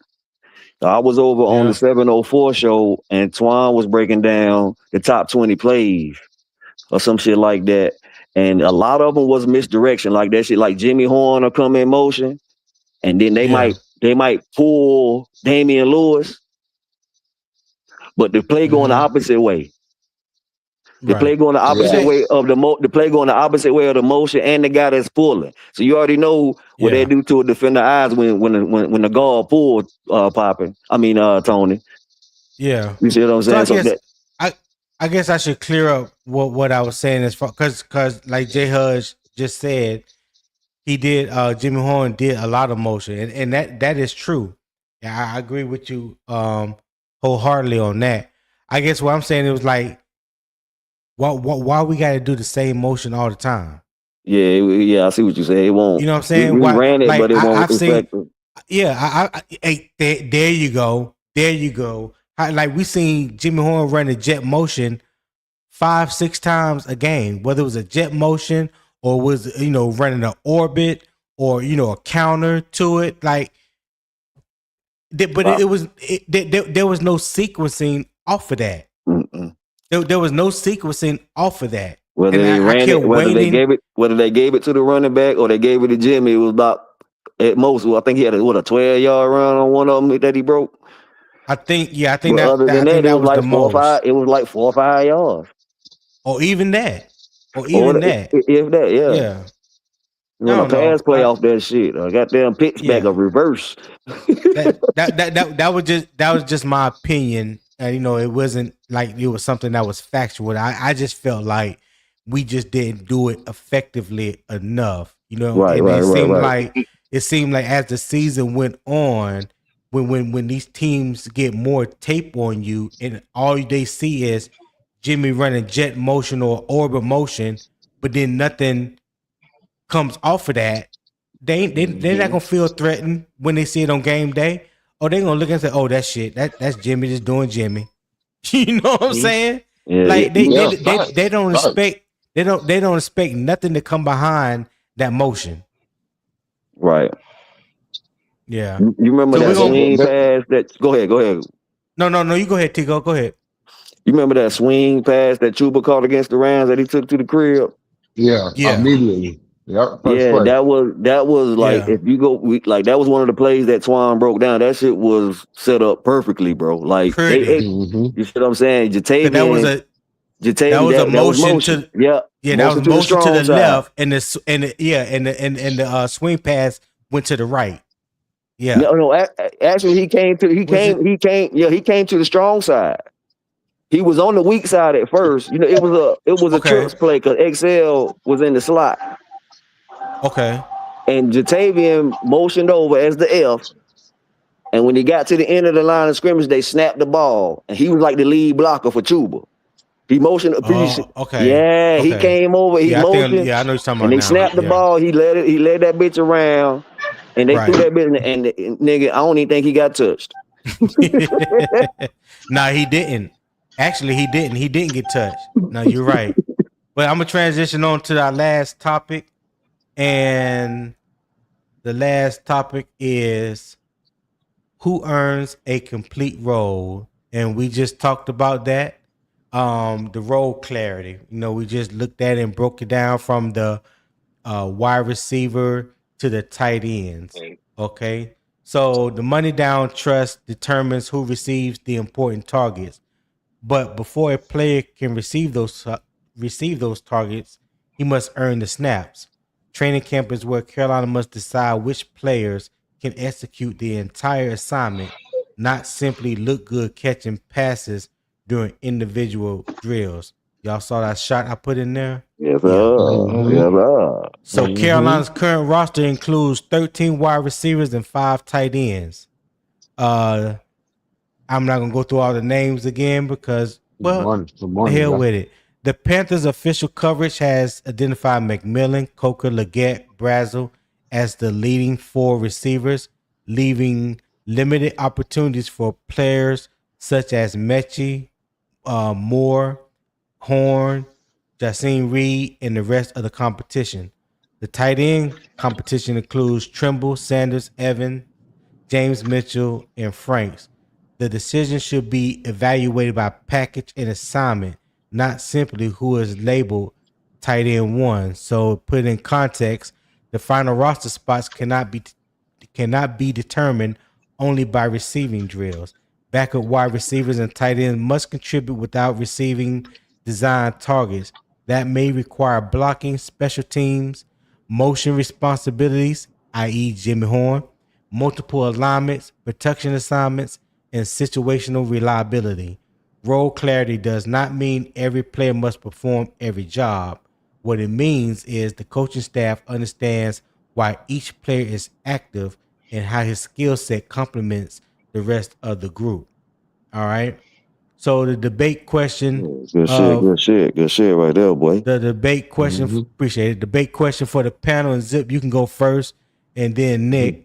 It said with more qualified receivers and tight ends than available roles, should Carolina award its final roster spots to the most explosive pass catchers or to the players who provide complete value through blocking, special teams, versatility, and assignment reliability? What say you, sir? I Yeah, think I'm trying to shake a little honey from the tree, that Zip. Come on with it. No, no, no, no, no. I love that question though, because I think that we would lean more towards the fundamental guys because outside of that, you can lean on your quarterback to complete those plays. But if we have Right. the execution, it'll put our quarterback in a better position for him to execute those plays. So I like the fundamental guys over the splashy guys. Okay. So you want the more complete value through the blocking, the special teams, and all that over the most explosive pass catchers. Man, hey, nah, my bad. Which I one you got prefer? caught up. Nah, you ain't gonna sugarcoat your way out of this one. Which one you prefer? You want an explosive pass catcher, or you want the value through blocking the special teams and versatility and reliability? Yeah, yeah, yeah. That's what I'm saying. I would rather the guy who can block, because outside of that, you can lean on your quarterback, like I say, to make those plays. When it comes down to throwing a guy open or putting touch on the ball, you know what I'm saying? You can lean on him to make those plays, but the execution got to be proper. So we have Right. guys out there that are just explosive, but they can't block or you know what I'm saying, do any of the fundamental things right, then that's when you'll Yeah. see a lower amount of explosive plays that way. I think we got the right So quarterback for us to move forward with the fundamental guys, the guys who's gonna come in and okay. block right, come in and run their routes right, you know what I'm saying, and do what they need to do. Right. So this is where the phrase "talent is not enough" it becomes real. The fifth or sixth receiver may not get 4 targets every Sunday. So that hmm means he must help the team in another way. Go ahead, Nick. hmm I Yep. agree. So you got to bring them guys in, them guys that can do Mhm. other things, man. Them Yeah. guys that bring more value to the team other than just So you want than so you just want the catching the complete ball. value than the explosive pass catcher. Yeah, I mean, I'm gonna be Okay. 100% honest, man. I know that you named four, and you was leaving out five, 6, and 7. But I don't believe. I won't be 100% honest. I think it's only 6 and 7. I think it is only 6 and 7 because regardless of what y'all want to say, or the Bryson Tremaine plays special teams Yes, he does. and Yes, he he does it does. well. I mean, And yes, he but Bryson does. Tremaine also caught a large percentage of the passes thrown to him, though. Yeah, He Yeah, he really did. does. When the ball is thrown his way, nine times out of 10, he comes down with it, even if it's contested. And he's a great Yeah. blocker on those moves, on those mode when That they that put is him in true right there, motion. Tico. Yep, On he those is So, he on is a those so, great condensed blocker. splits, they use him for blocking. Yes, so that's with sir. just that being my Yes, said, that's just sir. my opinion. with that being said, then that sounds like a guy that we need to retain in this offense. You know what I'm saying? Okay, talk to him, Zip. Talk to him. Yeah. They don't hear you. Yeah. Because Yeah, when you have yeah, say a wide receiver screen, for instance, say we're throwing a screen, or even Coker, say we're throwing Coker a screen because Coker a little faster, he can Uh-huh. get up out of there. When you have guys like, say, okay, Bryson Tremaine and XL, when he got his head on the right way, that screen is going to work that much better. That's the difference Yeah, between you, that's the you difference definitely don't between want Coker out there. I mean, you definitely don't want goddamn Jimmy Horn out there when you run the screen. oh hell no. If Hell no. he not blocking, Unless if he unless yeah, he's Right. the catch you guy, throwing him the you ball. could throw Jimmy a string. You could throw him Right. a string, but you're not having him blocking them. But I'm saying though, when Yeah. you got a guy like Bryson Tremaine, that's the difference between that DB or that safety coming up and making that play or him breaking free for a first down. You know what I'm Damn saying? right. Damn right. Yeah. Yeah. Hold on real quick. Before you go, Nick. Uh Big Kurt. shout out to my boy SC Panther. Hold on, I can't even see it. But yeah, SC, appreciate you for that $25 um PayPal gift, my guy. I don't know is SC still in here? I know he was talking shit earlier. But yeah, appreciate you for that $25 PayPal gift, my guy. Appreciate it. Definitely Oh, do that dude appreciate it. always supporting. Yeah. SC show big love, dog. Big SC love, show dog. big love. Yeah. Hey Across Nick. multiple platforms too. Yeah, facts. That is facts. Hey Hmm. Nick, did you already answer the question? Yeah, I did. It's Okay. Lee. Tico, go ahead, Tico. Uh, let's see. What was the question again? With more qualified receivers and tight ends Oh yeah, than 5, 6, available. 7. Yeah. 5, 6, Yeah. 7. Yeah. I'm So definitely going with would value. you value? Yeah, Okay. I'm going with value because like y'all saying, like even what Nick was saying, 6 and 7. It's more so with 6 and 7 because out of that first 5, you should have some explosion and some explosion playmakers in that first 5 bunch. You see what I'm saying? So if you relying on the explosiveness on the 6 and 7, then we already behind the 8 ball. You see what I'm saying? So we got Brazzle, we got XL, who's explosive, just need more on the awareness side. Mechie can go if he actually makes the team.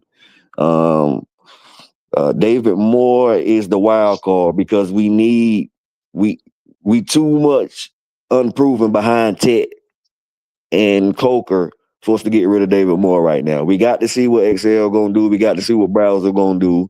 We got to see what we got behind those 2 guys before we move off David Moore. And that's what that's what I see for the time being. But I'm definitely going with value. Because those explosive guys that ain't ready yet are more reserved for the practice squad. Not no goddamn you just ain't gonna be on even inactive. You ain't helping us even if you inactive. You ain't we need a guy just in case if somebody get hurt when they bring him in, we can hit the ground and ain't really no drop off. That inactive guy is gonna be what's that? That's the 6th guy. I think is the inactive guy, the 6th or the 7th guy will be the inactive guy. Yeah. They It's dress like about 6. one, They dress maybe 6. 2. I think they Yeah. dress 6. Okay. I want to say All right. 5 or 6, depending on who's hurt that week. If you got somebody a lineman go down, then you might have to dress an extra lineman. So it depends on the injury report throughout the week, who dresses and how many they dress or not. But like you said, whoever, the more you can do. So that 6 guy that does dress gonna have to be special. Ain't no way around it. He gonna have to be special teams guy.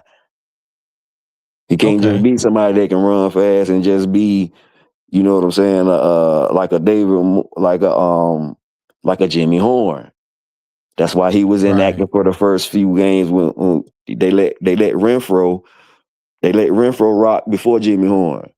And they let Jimmy Horn. True. Jimmy Horn was inactive. He was a healthy scratch for the first, like 4 or 5 weeks. Yeah. So see, people don't seem to remember that. I'm not talking about the Jimmy Horn lovers and why Jimmy ain't do this or do that. Hell, he was a healthy scratch for the first 3 or 4 or 5 games of the season because of Hunter Renfro. He didn't really get any playing time till they cut ties from Renfro. and David Moore got hurt. Yeah, and we traded Adam Thielen. So just imagine. So just imagine where Jimmy would have been on the depth chart if Adam Thielen would have stayed and David Moore wouldn't have got hurt. Cause you see what I'm saying? Yeah. I don't think they intended for. I don't think they intended for Jimmy Horn to get a whole lot of burn last year anyway. You know what I'm saying? With him being And a then 6th Coker was round guy. hurt. And then Coker was hurt. So he, what I'm saying, he had to play. Yeah. He had to play. Hold on real quick. I'm laughing. Yeah, SC. I've been knowing your government and address. I've been knowing it. But yeah, appreciate that $25 PayPal, my guy. I appreciate it. Hey, Zip, I'm gonna drop you off real quick. I'm gonna try to bring you back up, but I'm gonna bring up Nick Tri-State if you don't mind. No problem, man. I appreciate you having me up, Tony. No, I appreciate you being here, man. Appreciate you sharing your insight into the players in all that, man. I appreciate you having you on when you do come on in the mornings. So yeah, I Yeah, appreciate for that. sure. For sure, All All right, right, Tony. Yeah, man. Biggie. yeah, Yep. yeah. All right, Tico. All right, Big Perk. All right.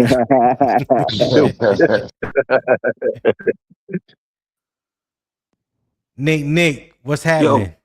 Tone, how much it costs for you to get for more people to get on the StreamYard, bro? No, I can put up to 10 people. I choose not to. I don't want a Oh, big okay. panel. Got Yeah. you. Smart man. Four is the most that I want to have. Smart man. This is control chaos. Yeah. Smart man. I like Yeah. that. What's happening though?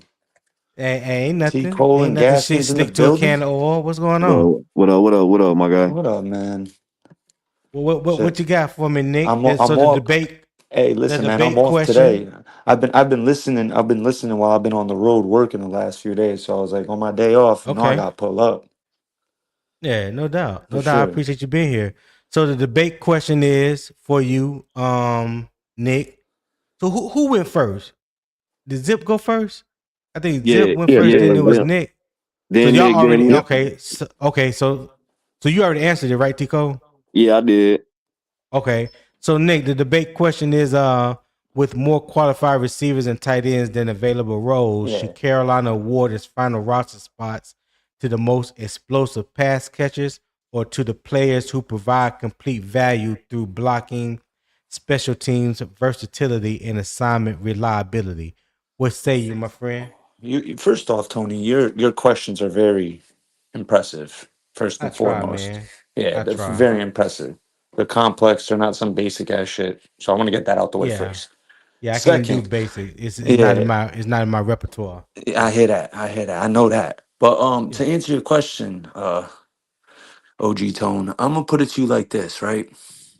I think all of us are aware, like in football, yes, the explosive plays matter, no doubt about it. But when we get into the wide receiver 4, 5, 6, and possibly 7 range, more five, Yeah. 6, and 7, you need the more complete guys. Hence why I believe a guy like Bryson Tremaine will make this roster because he brings immense value in run game blocking and special teams.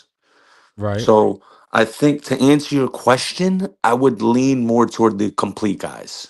I would lean more toward the complete because we have our explosive guys, and every team's gonna have their explosive guys. But you can't just Right. have explosive guys 1 through 7. You need fill outs. You need guys who are specialists.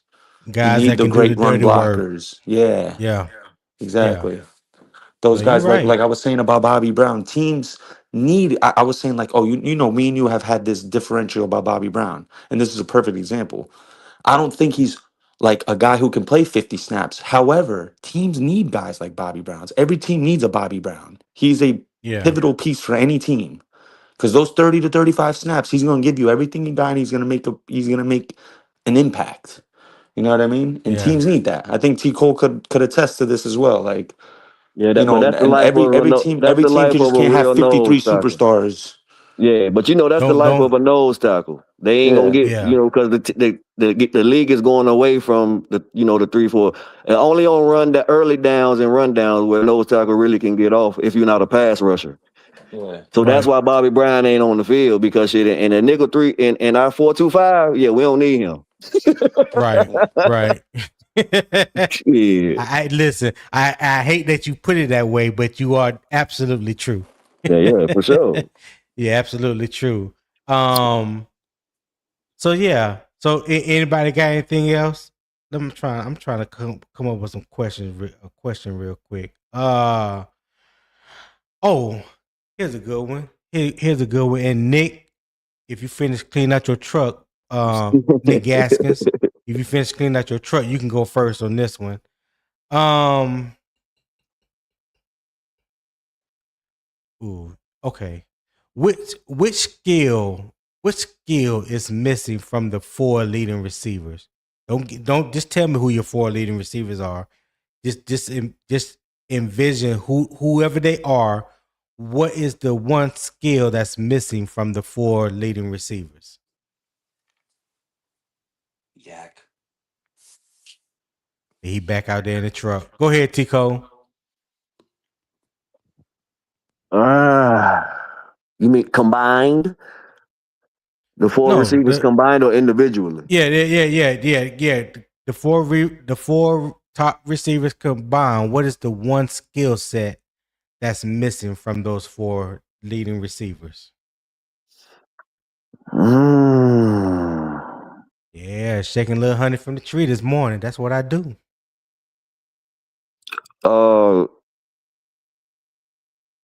Quick twitch. Win right now.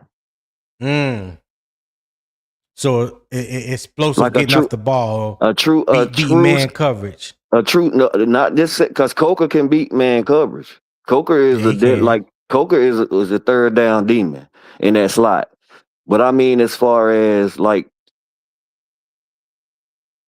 he can against a physical DB, he might be a little bit susceptible to the press. We need.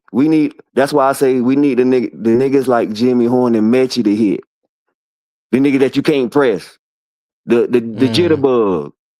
Right. I know what you're talking about. The true slot receiver with the slot body that can win right now.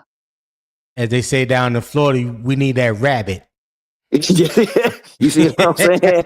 Right now. That rabbit, baby.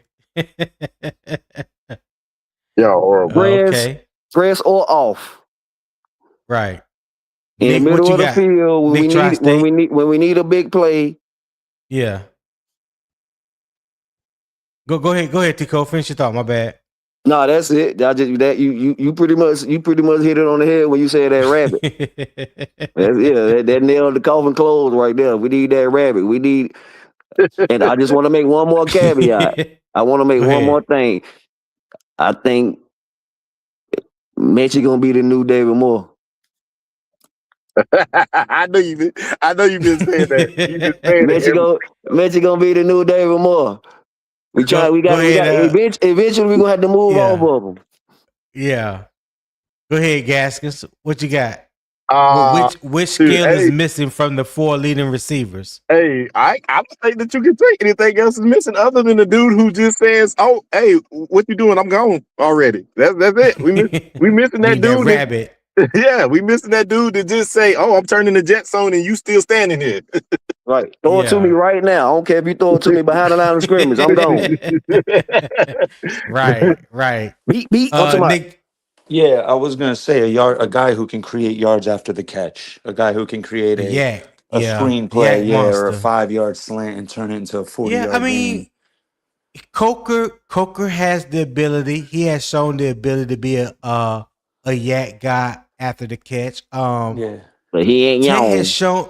He ain't getting low like that. He ain't no pume.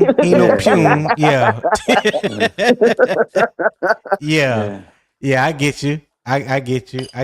I'm gonna ask one more question before I wrap it up. Oh,